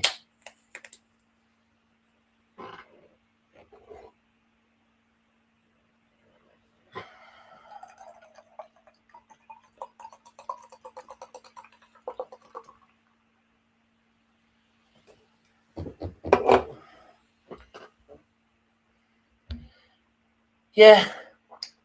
So my understanding was that Celtic did get involved with the Tommy Gemmell statue, possibly a wee bit later than they should have done, but they did lastly get involved with the Tommy Gemmell statue, the Tommy Gemmell statue reveal ceremony stuff as well.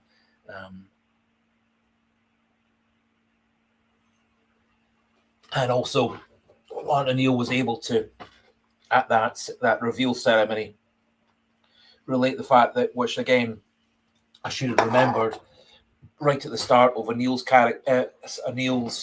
time at Nottingham Forest, was right at the very end of Tommy Gemmell's career after Celtic had let him go. And he's actually also one of the few people in the history of European Cup football to have scored in 2 different European Cup finals. So, and the fact that he scored those goals as a defender was even more impressive. There aren't too many players who've scored in 2 European Cup finals. So well done to Tommy Gemmell, and it was nice that Celtic, in the end, got right around and supported the family and community for the Tommy Gemmell statue.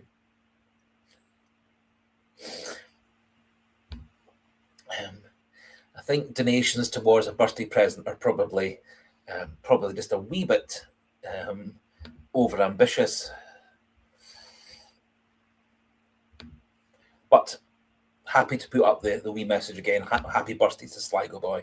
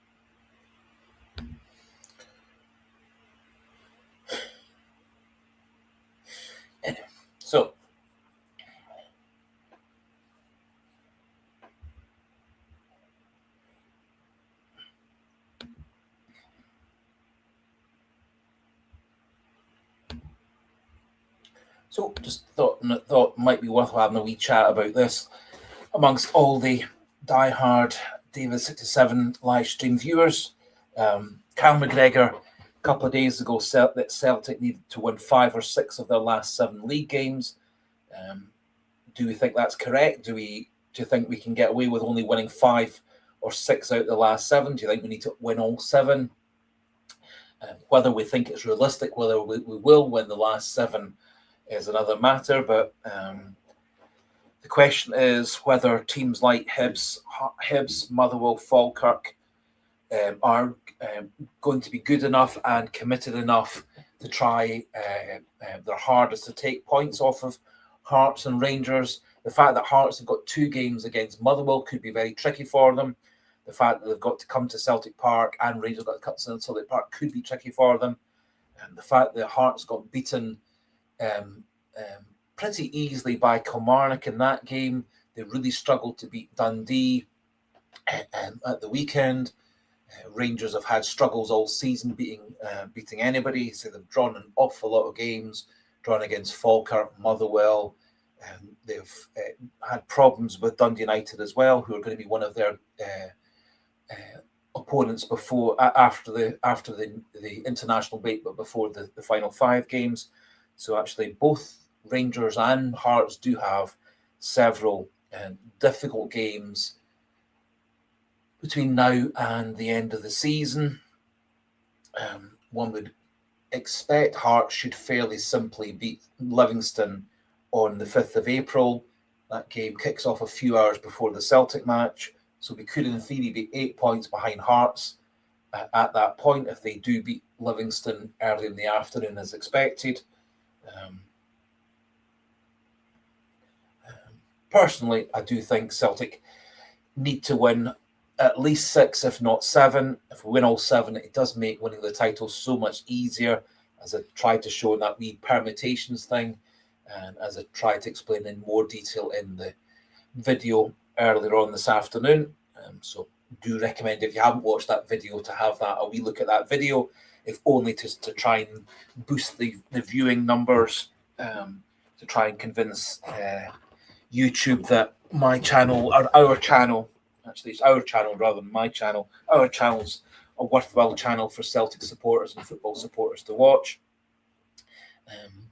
So do at least give that video a few minutes to register as a view, and that convinces YouTube that the channel is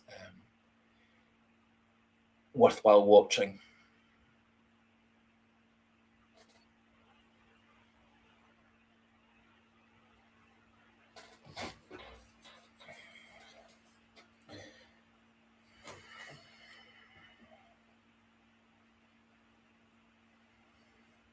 Anyway, so not sure what other people think in terms of the number of games that Celtic need to win to guarantee the title. I think if we do win 7 games, I think there's a very, very, very good chance we'll win the title. I think if we win 7 games out of 7, with the difficulties we've had on and off the pitch, I think we probably would deserve to win the title in the end. But it's probably, in the end, Celtic would have been the least worst of all the teams, because I don't think, in terms of comparing Celtic, Hearts and Rangers to the level of football that Ange Postecoglou's teams had to show to win in 21-22 and 22-23, I think Celtic standard of football and the standard of football from Rangers and Hearts this season have been way below the standard of football that we had in Scotland generally 2 or 3 years ago. I think Scotland's football this season has taken a bit of a dip. It is much more competitive with 3 teams being up there, but I don't think the actual quality of football has been that good. Maybe apart from Motherwell, who actually have consistently played good football all season, try to be entertaining, try to play football on the front foot.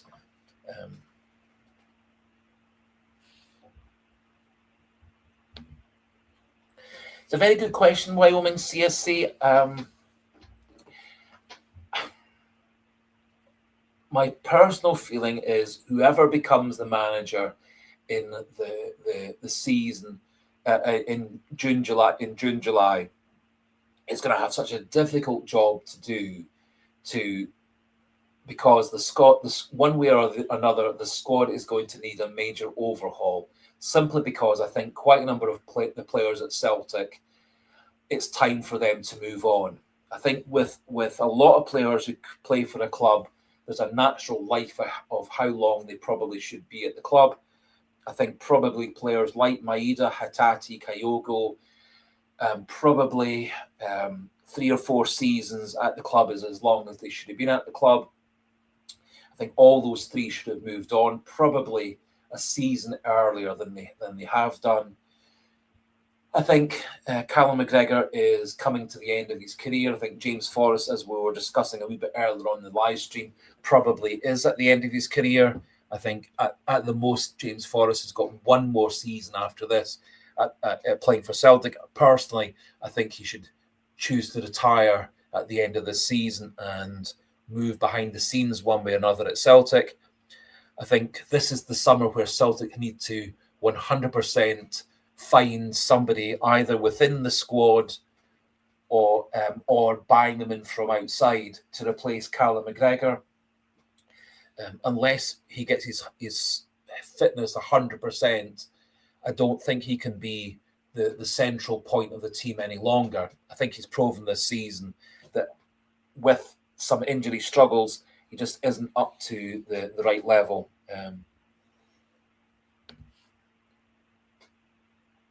Yes, I can see that sort of thing. I can certainly see Celtic winning 4 or 5, drawing 1 or 2, losing 1, that kind of idea. But also I can certainly see Hearts and Rangers doing much the same as well as that. And I can certainly see the potential on the last day of the season on Sky Sports, Celtic on one channel, Rangers on another channel, Hearts on another channel, with all 3 teams all having a chance to win the title on the last day of the season. If you think back a few years to Martin O'Neill's time, we had that game where we threw it away against Motherwell in the last game of the season. Rangers came through at the last minute. A few years before, we had the opposite situation. Hearts threw it away on the last day of the season. Celtic came through at the last minute to win the title on the last day. So it will be interesting when they bring those final 5 post-split fixtures out, just who plays who at what point and who plays who in the last game of the season. Might be good fun for Celtic to play Hearts on the last day of the season with a kind of winner takes all type of thing.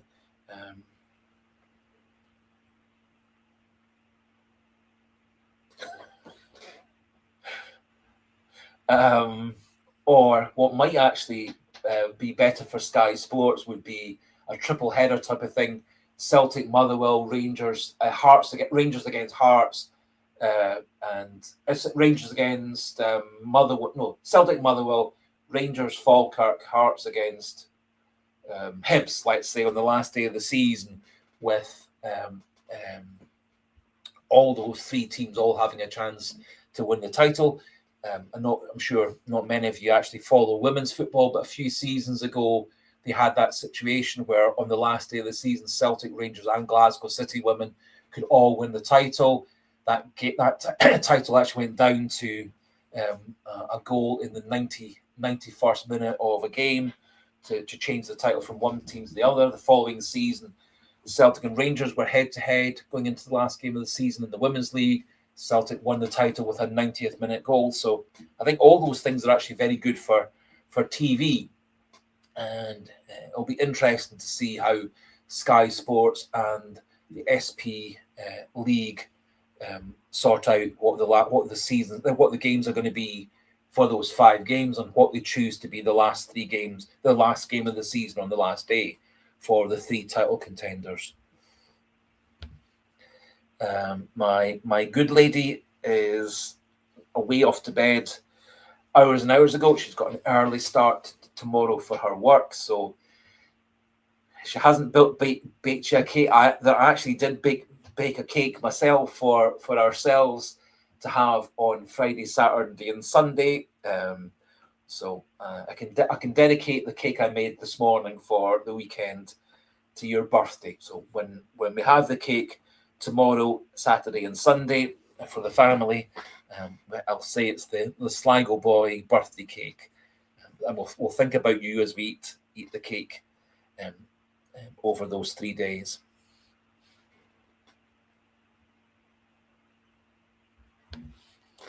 So I think Rangers' 2 games before the split are Dundee United and Falkirk, and Hearts are definitely playing against Livingston on the same day that we played Dundee. They're playing 3 hours before us, roughly. And then Hearts' last game of the first phase is against Motherwell. At the same time, we're playing against St Mirren in a home game on the Saturday afternoon. So I'm pretty sure Rangers are playing Dundee United and Falkirk. Hearts are definitely playing Livingston and Motherwell. At the same time, we're playing Dundee and St Mirren. I think there's every possibility that Dundee United and Falkirk could take points off of Rangers. I think there's a strong possibility that Motherwell could take points off of Hearts. I'm pretty sure the last time Hearts and Motherwell played each other, it ended up as a draw.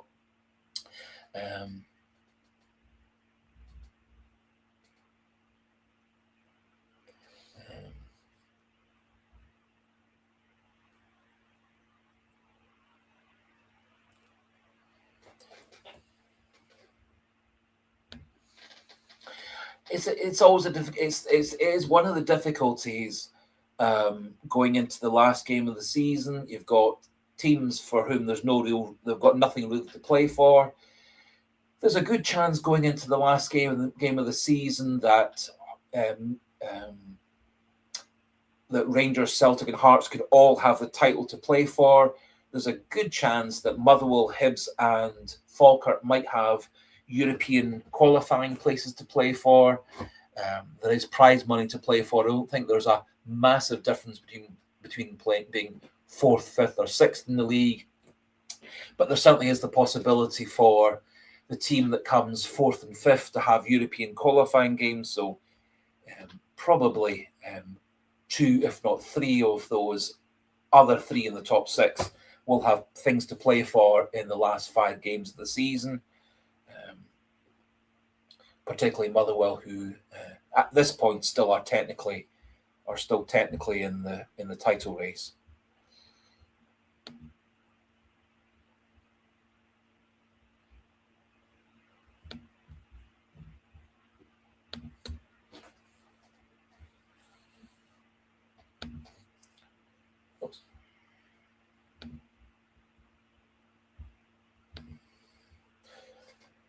Yeah, so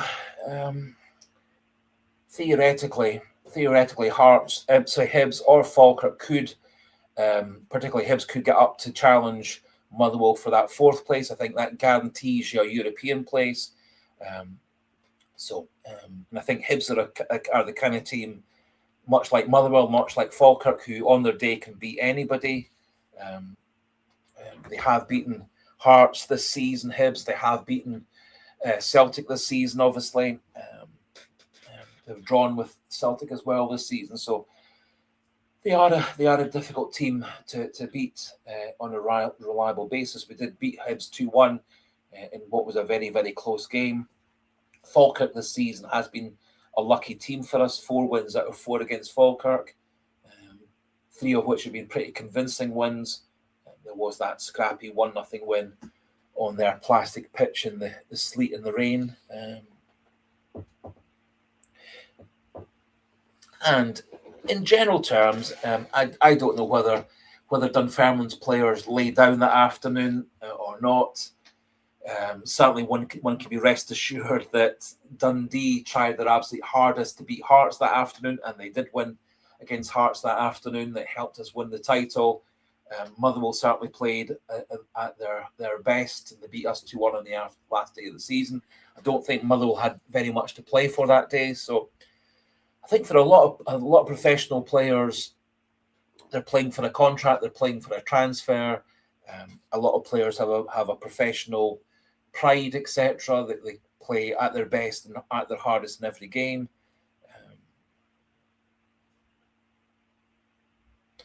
So I don't know. I don't know whether Dunfermline's players lay down to let Rangers beat them. Probably once Rangers started piling on the goals, maybe they stopped trying quite so hard. Anyway, we'll never know quite what happened. Chris Sutton did make 1 or 2 rather ill-conceived and ill-advised comments that afternoon, got himself into trouble. I don't think it's massively good PR, public relations to do that kind of thing either. But it's understandable. You've lost the title on the last day of the season. You're looking for other people to blame. But in many cases, you don't lose the title in that last game of the season, although you actually do lose it on the last game of the season. You can look back to other games earlier in the season where you've missed chances to turn a draw into a win or turn a defeat into a draw. And I think certainly over the course of this season, there are probably a dozen games where Celtic can look and say, if only we'd done this in that game or that in that game, we would have, or if only we'd taken those chances in those certain games, and we would have won the title at a canter like we did the previous season and the previous season before that, and for so many seasons out the last 14.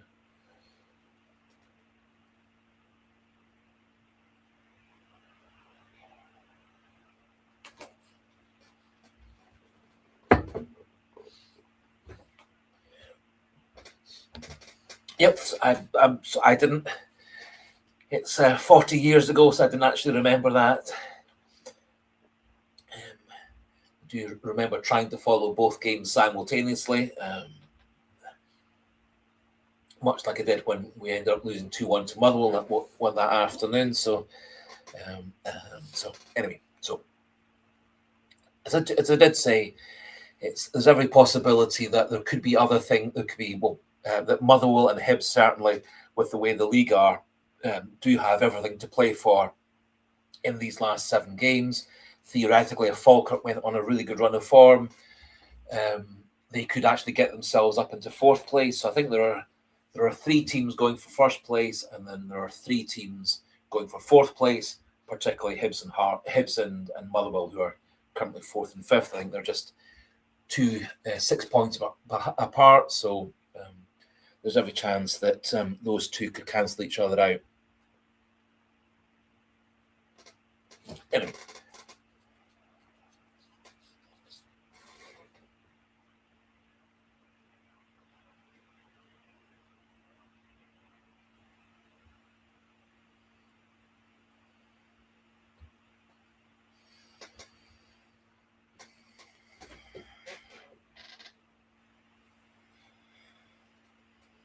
So it will be very interesting very interesting for me at least. Can't speak for anybody else, but it will be very interesting to see how Sky Sports and the Scottish Premier League fixture people sort out the last 5 games of the season. What order they put them in. Nearly every season recently, Rangers and Celtic have been the second of the 5 games. It will be very interesting to see whether Sky Sports and the league sort those last 3, the last game of the the 5th and final game of those 5 to be a 3-way playoff with Celtic, Hearts, and Rangers all playing against different teams simultaneously on that last afternoon, with all of them hopefully at that point. Well, hopefully not. Hopefully, actually, Celtic have won the league by that point, which might be a bit difficult with us coming from 5 points behind with 7 games to go. However, really just takes Celtic to win 7 games and for Hearts and Rangers to lose to us, which would be one of those 7 games, and for Hearts and Rangers to lose to the Hibs and the Motherwells and the Falkirks of this world.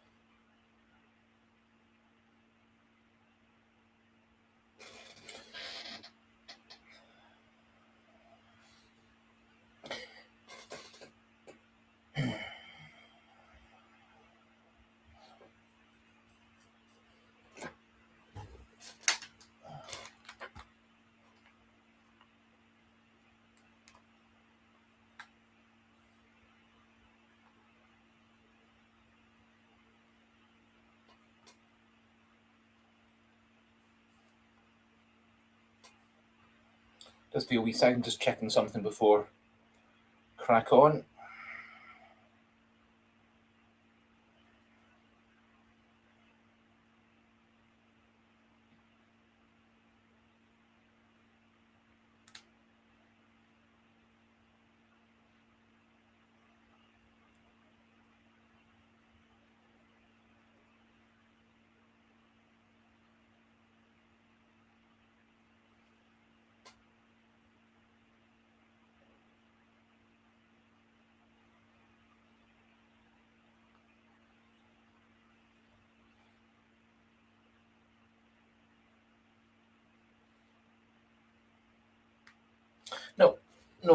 No real news, Celtic news.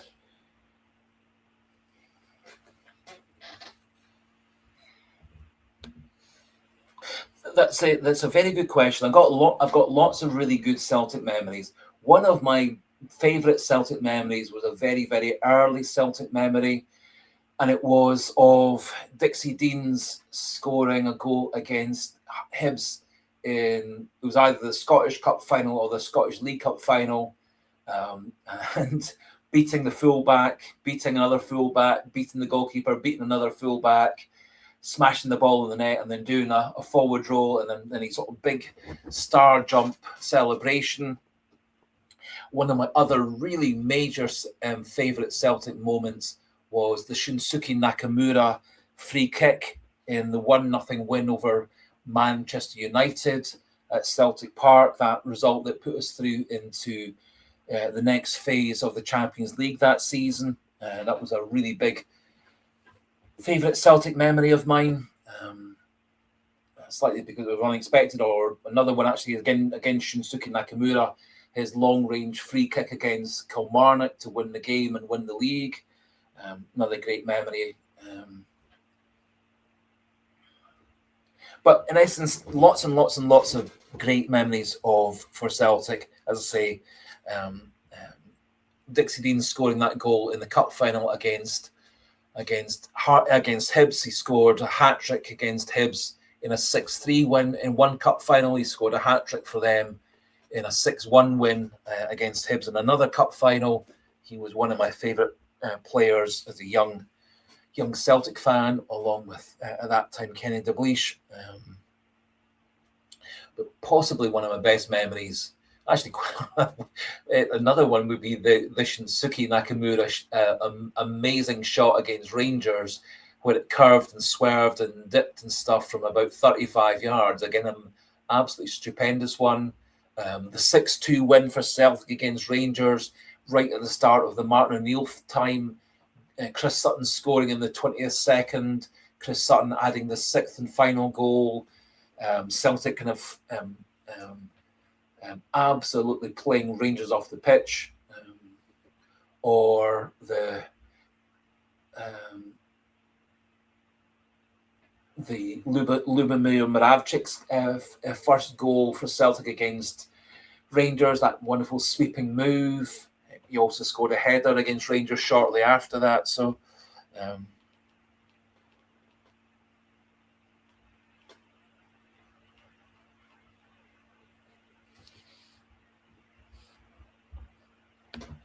yep, Nakamura's goal. I don't know why. It certainly is one of my favourites. Nakamura, the most incredible player for taking free kicks and scoring from free kicks.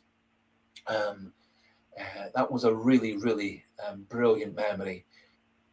It was one of these games where Celtic were giving Man United a really good game. It felt like Man United were going to probably get away with a draw. I think that also in that game they missed a penalty kick. Louis Saha missed a penalty kick in that game. But it was a real piece of magic. And there's actually a video in the channel's archives all dedicated to Shunsuke Nakamura's goals, and probably that's one of my all-time favourite goals by far for Celtic, was that Shunsuke Nakamura goal. You've also got the wonderful swerving dipping shot against Rangers from long distance.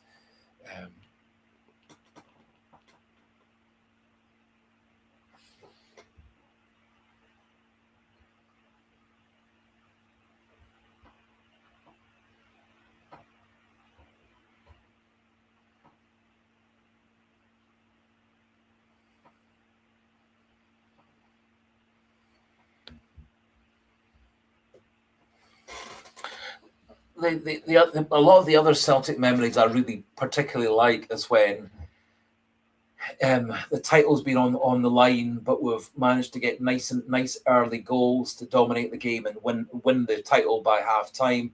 So you think about the 5-0 against Kilmarnock a couple of years ago, the big win we had against Dundee United early on to win the last title. I don't particularly like it when the title goes down to the last game of the season or the second last game of the season. I'm not a great one for tension, etc. Yes, John Hartson's goal against that was a really impressive run that Celtic had to get through to the UEFA Cup final that season. We beat two of England's best teams, Liverpool and Blackburn Rovers, in the rounds up to the final. We ran the Porto team very, very close. Wee bit of a bounce of the ball, a wee bit of good luck in that UEFA Cup final. We can easily have won that game rather than losing it 3-2.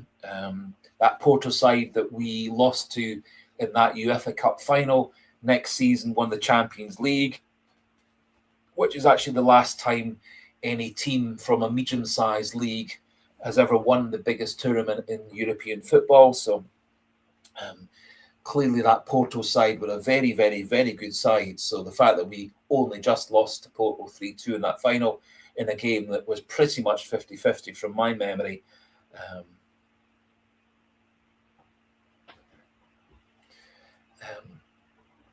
So there's been, over the 54 years of being a Celtic supporter, there's been so many brilliant memories.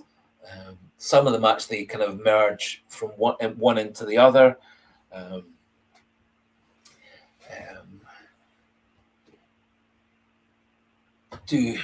have been some games where we've come through with late winning goals. Actually, this season, really good memories in the end with Callum McGregor's long distance shot to beat St Mirren 1-0. That's been a good memory. The fight back to win against Kilmarnock is a good memory. The Araujo goal 5 minutes into added time. That's going to be one of my best memories of this season. Hopefully, we can have these good memories to look back on a poor season and at the same time be able to celebrate a couple of trophies.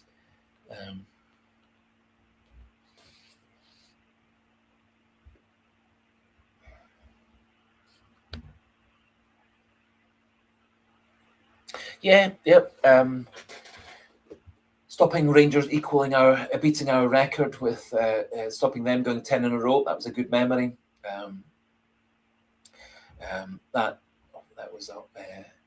It was very disappointing that Wim Jansen only stayed at Celtic for that one season. I do think actually, if he'd stayed for 2 or 3 seasons, I think actually Celtic's recovery, their renaissance probably would have happened a bit earlier. I think we took a couple of backward steps with Josef Venglosh and then the Barnes-Dalglish season. Happily, Martin O'Neill turned things around in 2000.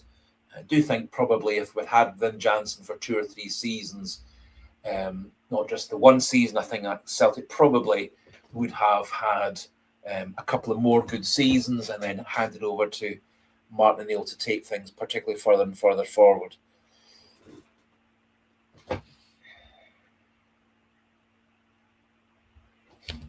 Yes, Wyoming CSC, the win on penalties at Rangers a couple of weeks ago in the Cup quarter-final, that's going to be a really, really big memory. The joy when Cvancara put that ball in the back of the net. Also, the massive joy when Tavernier hit the ball over the bar.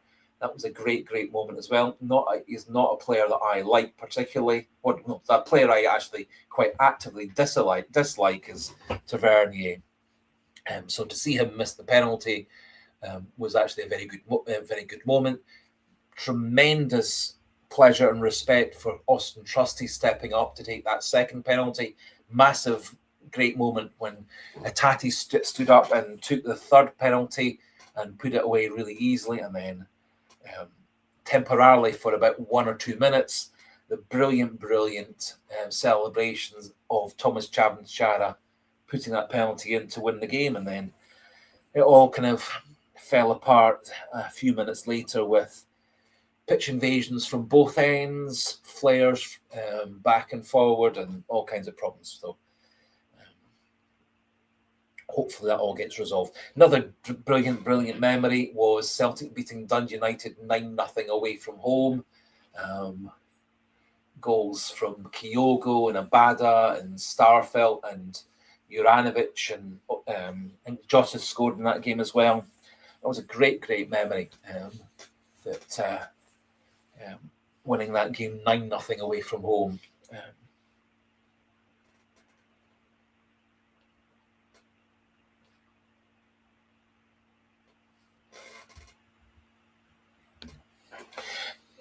Well, yes. So the very great majority of Celtic against Rangers matches over the years in the Scottish Cup or the Scottish League Cup have always been at semi-final and final stage. So nearly always at neutral venues, Hampden Park. There have been probably more Celtic Rangers Cup matches at Celtic Park than at Rangers. It actually been quite a long. I can't remember off the top of my head when the last time Celtic had ever won a cup game at Rangers. I think I might be wrong with this, but I think it might be 1957 or something was the last time Celtic had won a cup match, a Scottish Cup match at Rangers. But I might have got my dates wrong with that one. I do remember it seemed an incredibly long time ago. So I don't think we'd had terribly good success in the few times we had played Rangers at Ibrox in the cup prior to that. Happily, most of the times we played Rangers in the cup, it's been at Hampden Park in the semi-finals or the finals of the cups.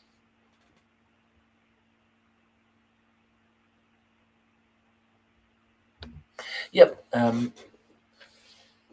So we have had some good days. I think that's probably one of the better days at Ibrox up until the post-match problems.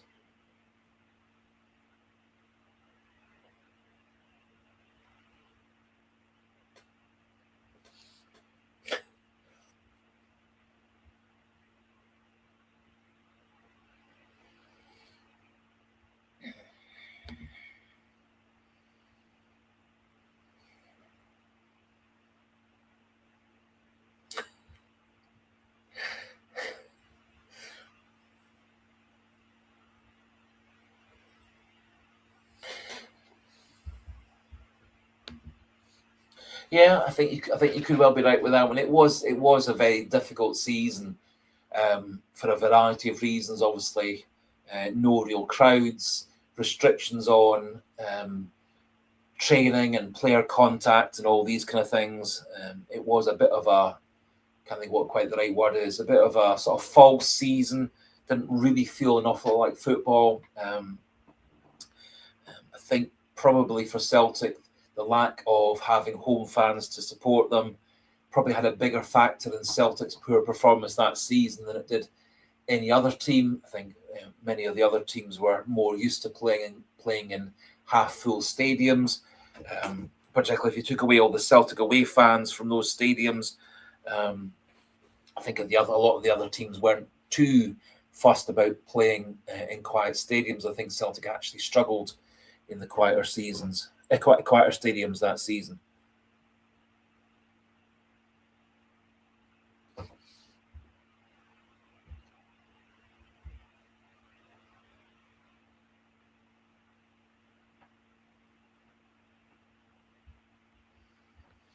Yes, and you make a good point. Actually, there were plenty of times where teams would have had players out on COVID restrictions and stuff.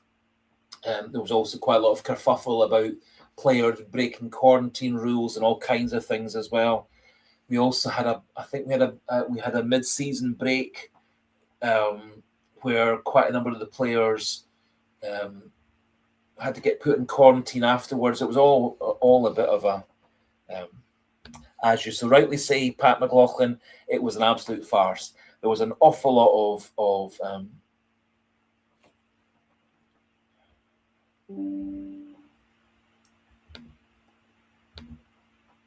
yes, I think you're entirely right. I think that we actually did have I don't remember it being 7 games behind, but we certainly were quite a number of games behind Rangers due to a variety of reasons.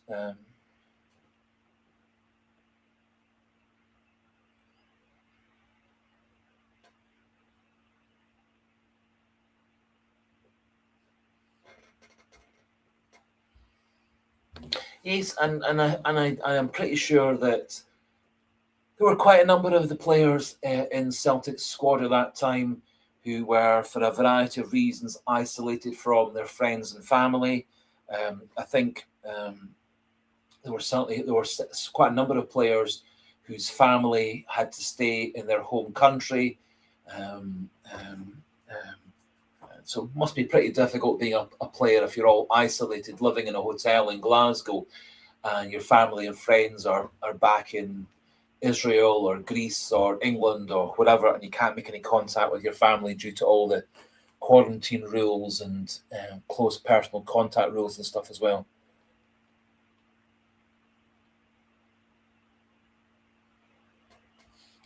Anyway, I don't know any of the ins and outs. At that point, anything that was allowed or not allowed was all down to the Scottish health people and the Scottish government, etc. So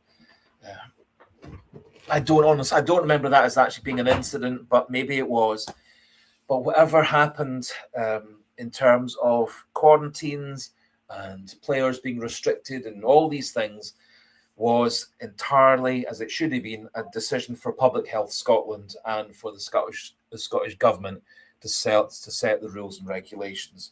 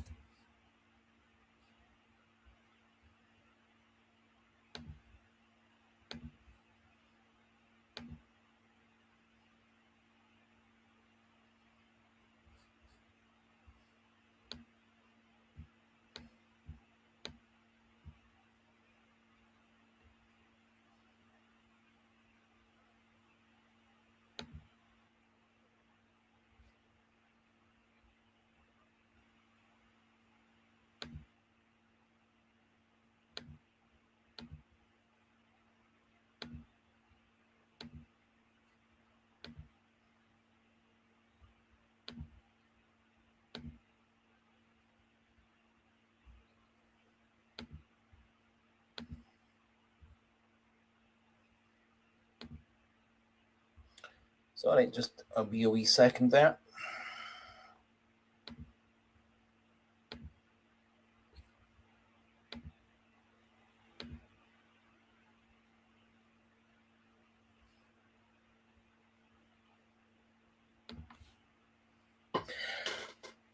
I don't know all the ins and outs. All I would say is if anything was in terms of COVID restrictions, players being excluded, players being quarantined, all of it would have been down to the local health board, Public Health Scotland, the Scottish Health Department, the Scottish Government, then liaising with the Scottish Football League and the clubs.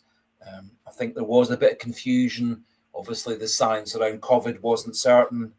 I think to make it part of the conspiracy personally is probably taking things a bit too far. But I would fully accept that the Scottish Health Department, the Scottish Football League, the Scottish Government all made mistakes with COVID. As I said, the science regarding COVID kept on changing month after month. The rules and regulations changed month after month. In essence, COVID, the virus that caused COVID, was a brand new virus. No one had ever seen it before. It was a very, very different virus, very different way of infecting people, very different way of transmitting itself around the world. There haven't actually been many bugs like COVID that have basically made the whole of the world ill. I think that is a really excellent point. I think having warm weather training in Dubai was a big mistake. Obviously, you're taking a whole lot of players away all at once.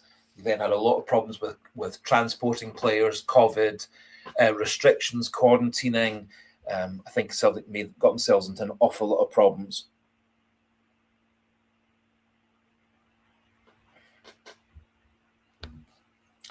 As Pat McLaughlin, I personally don't think the Scottish government, the Scottish doctors, the Scottish virologists, the Scottish public health people, I don't think they would be part of a conspiracy. In essence, all of them had millions and millions and millions of people to look after, not just be focused entirely on Celtic and Rangers. So I don't honestly think that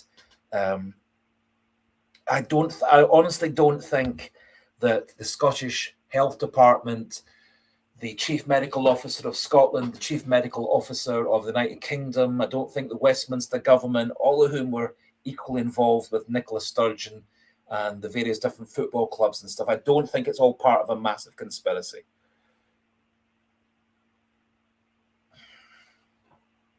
I don't think there's a conspiracy out there. As I said, I think it's all down to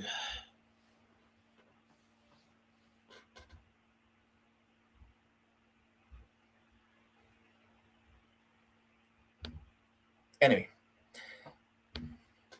There we are, Sligo Boy. I've baked in the time that since I known it was your birthday, I have now baked you a birthday cake. So I've taken a picture of the Sligo Boy 63rd birthday cake. So we'll just pop that up on the screen for a wee while. Hopefully you like the birthday cake, Sligo Boy. I'll be forced to have to eat it myself over the next few days. But when I do eat this birthday cake that I've baked for you, I will be thinking of you.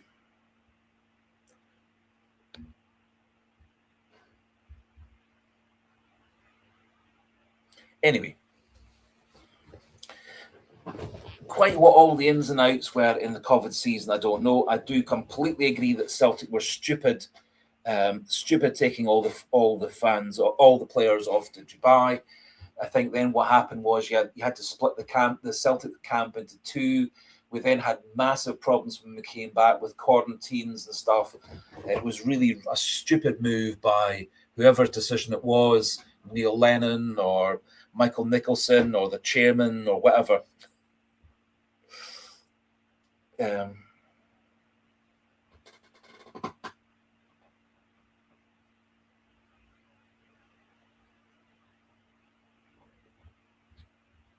Oh, right, sorry. Okay. Yes, sorry, if that's what... Sorry, I think we're on two cross purposes.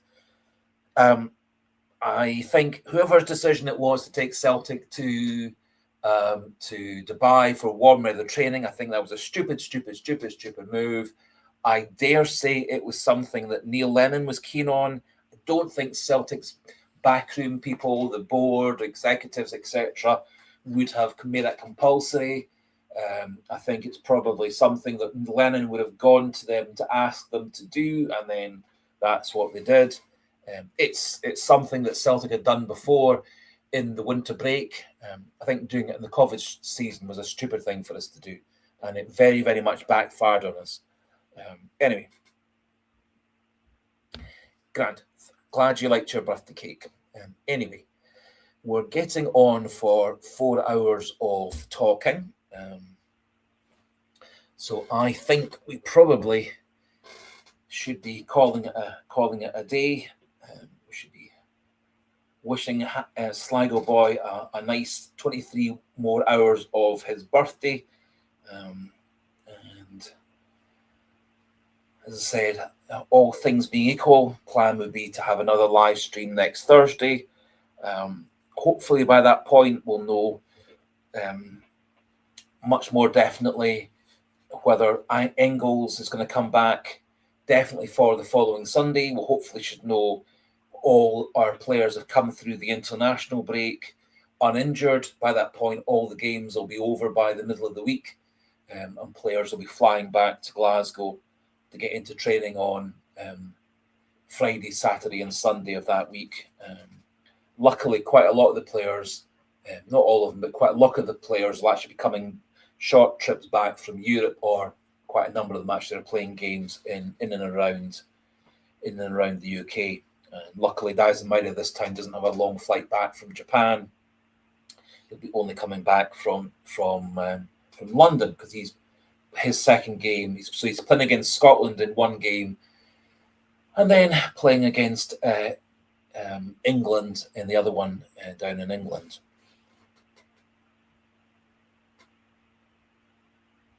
Fair enough. I don't remember that, but I'm sure you on virtually everything you bring up. You're 100% right. I don't actually remember that in the commentary, but I'm sure that's what actually happened. And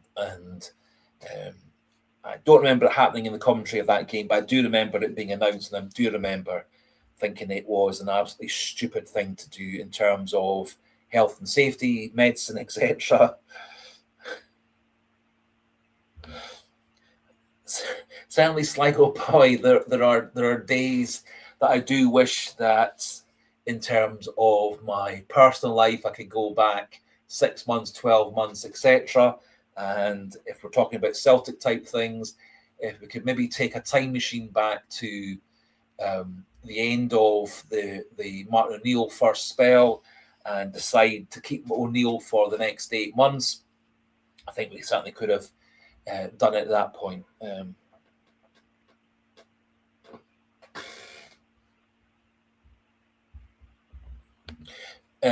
No, Pat McLaughlin, I've never been to a Scotland England match. I've been to a few internationals with Scotland playing. Ones I can remember were Scotland against Austria, which would have been a European Nations qualifier or a World Cup qualifier. That wasn't a very good experience. That was at Hampden Park, and it was some absolutely awful behaviour by the Scotland fans in that game. It made it virtually impossible to watch the game.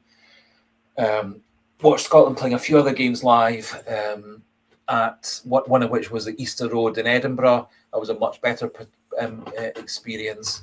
The massive majority of games I've watched Scotland playing in have been on TV.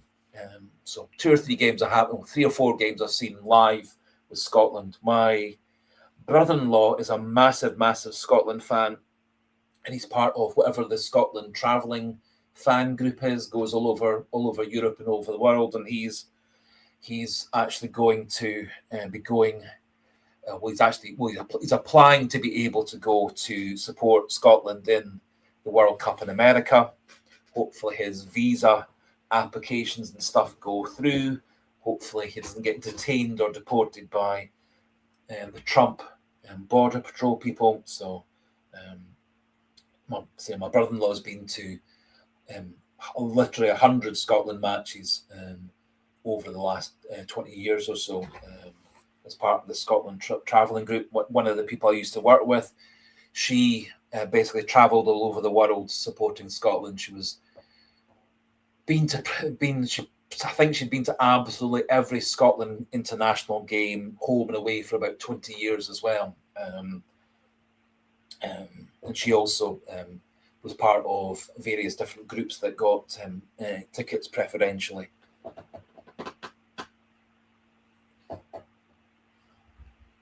Yes, to be fair, I was hoping that 2 or 3 of Ireland, Northern Ireland, and Wales would get through. I think it actually would have been really, really good for British television and Irish television had all those teams been in the World Cup. Hopefully Scotland can at least get out the group stage. Brazil, Morocco, and Haiti, potentially just by beating Haiti, might get us through to the next round. Because obviously Morocco are actually a much better team than we might think. Brazil might not be quite so strong now as they used to be.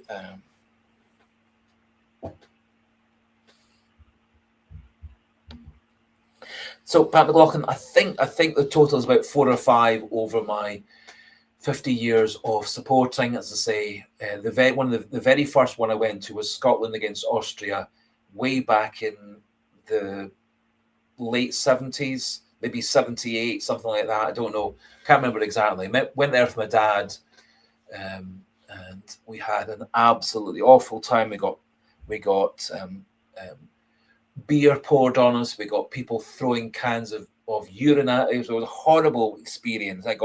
I got squashed against the wall, squashed against. I got squashed into other fans and stuff. It was a horrible experience. It kind of put me off it for a couple of years.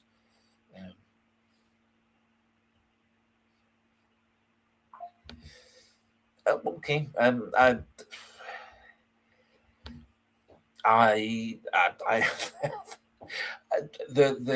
I think Pat McLaughlin, all those results could well be true.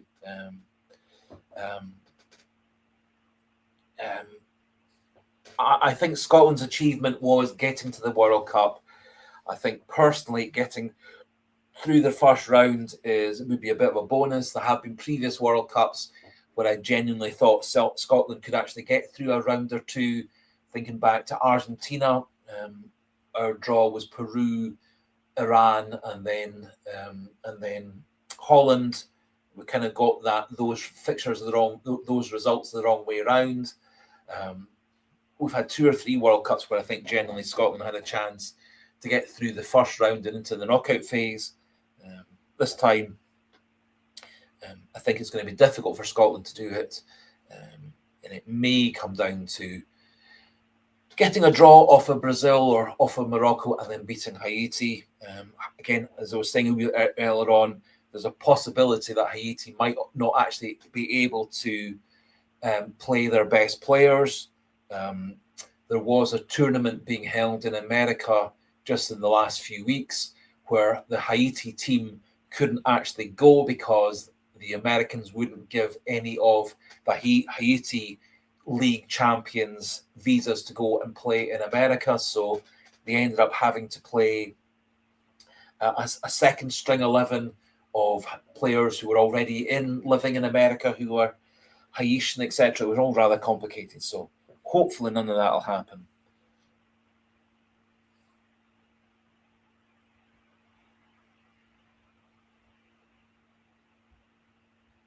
Yes, thinking back to my first World Cup that I remember, that was back in '74 in West Germany. That was a game in which we drew with Brazil. Billy Bremner missing from about 2 yards out. We beat Zaire 2-0 in that World Cup. Unfortunately, got knocked out. Had Billy Bremner put that chance in against Brazil, that would have been us through to the next round. So.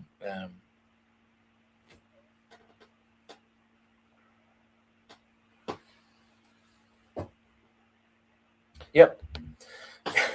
Talking about memories, the sight of Billy Bremner missing that sitter from about 2 yards out, goodness knows how he missed it. Probably had he just stood there and let it hit him, it probably would have gone in the net. The fact he tried to kick it into the net was probably why he actually ended up missing it. And you're quite right. We had chances in the Peru match, we had chances in the Iran match to win the game. Briefly, when Archie Gemmell scored that third goal, I thought we're going to go through. I think we had to win that game by three clear goals. I'm pretty sure it was a year that we played in 1974. Of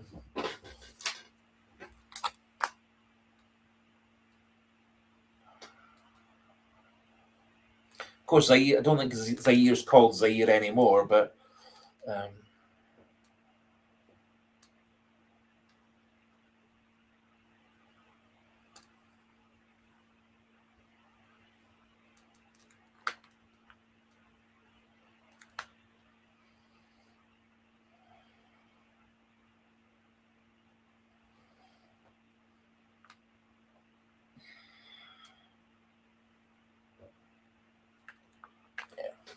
So yes, so it was Zaire that we played in 1974. At that point they were called Zaire. They're now called the Democratic Republic of Congo, but in 1974 when we played them, they were officially known as Zaire rather than Democratic.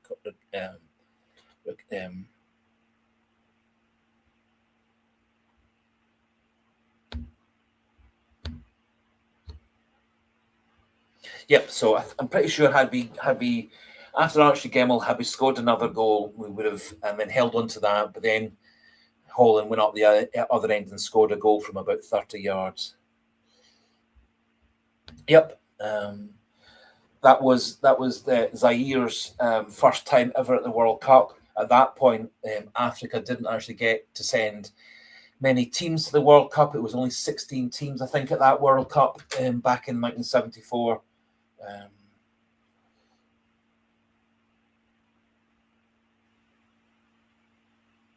Yep. So there only were actually 16 teams at that World Cup. I've kind of lost track of how many. I think there's 48 going to be at this World Cup coming up in a few months' time. So.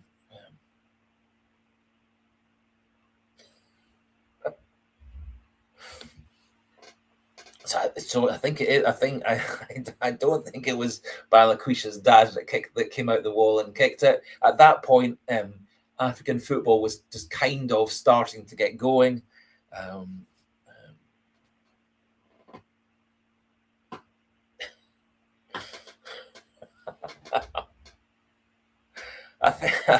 I think this is a good point. A good point to end the live stream with a Sligo boy birthday boy joke with the Democratic Republic. So Dr. Congo is. Anyway, so I think, as I say, we will leave the live. We'll finish the live stream off with a Sligo boy joke. We'll wish him happy birthday for the next 22 and a bit hours. And I say we'll hopefully all join up again in 7 days' time for next Thursday's live stream. We'll have a chance at that point to have a look back at the international break. Hopefully all our players have come through fit from that. And then we can look forward to the game against Dundee the following Sunday. And then we can start planning how we're going to win the league week after week after week, once all the results start coming in and all the various different permutations start coming in. So anyway, so happy birthday to Sligo Boy. Thank you so much to everybody who's taken part this evening. Sligo Boy, Pat McLaughlin, everybody else. Too many names to mention. Dr. Strangelove from earlier on as well. If I've missed out any names, I do apologise. Kegler Ramoon, everybody else. It's been a wonderful live stream. Good fun, light-hearted, friendly, respectful, lots of opinions back and forward. And really good evening. Thank you to Wyoming CSC. I knew I'd forgotten another name. Dexter as well, recovering from his operation. And everybody else. So goodbye to everybody. Thank you to everybody. And hail, hail, and see you all again next Thursday.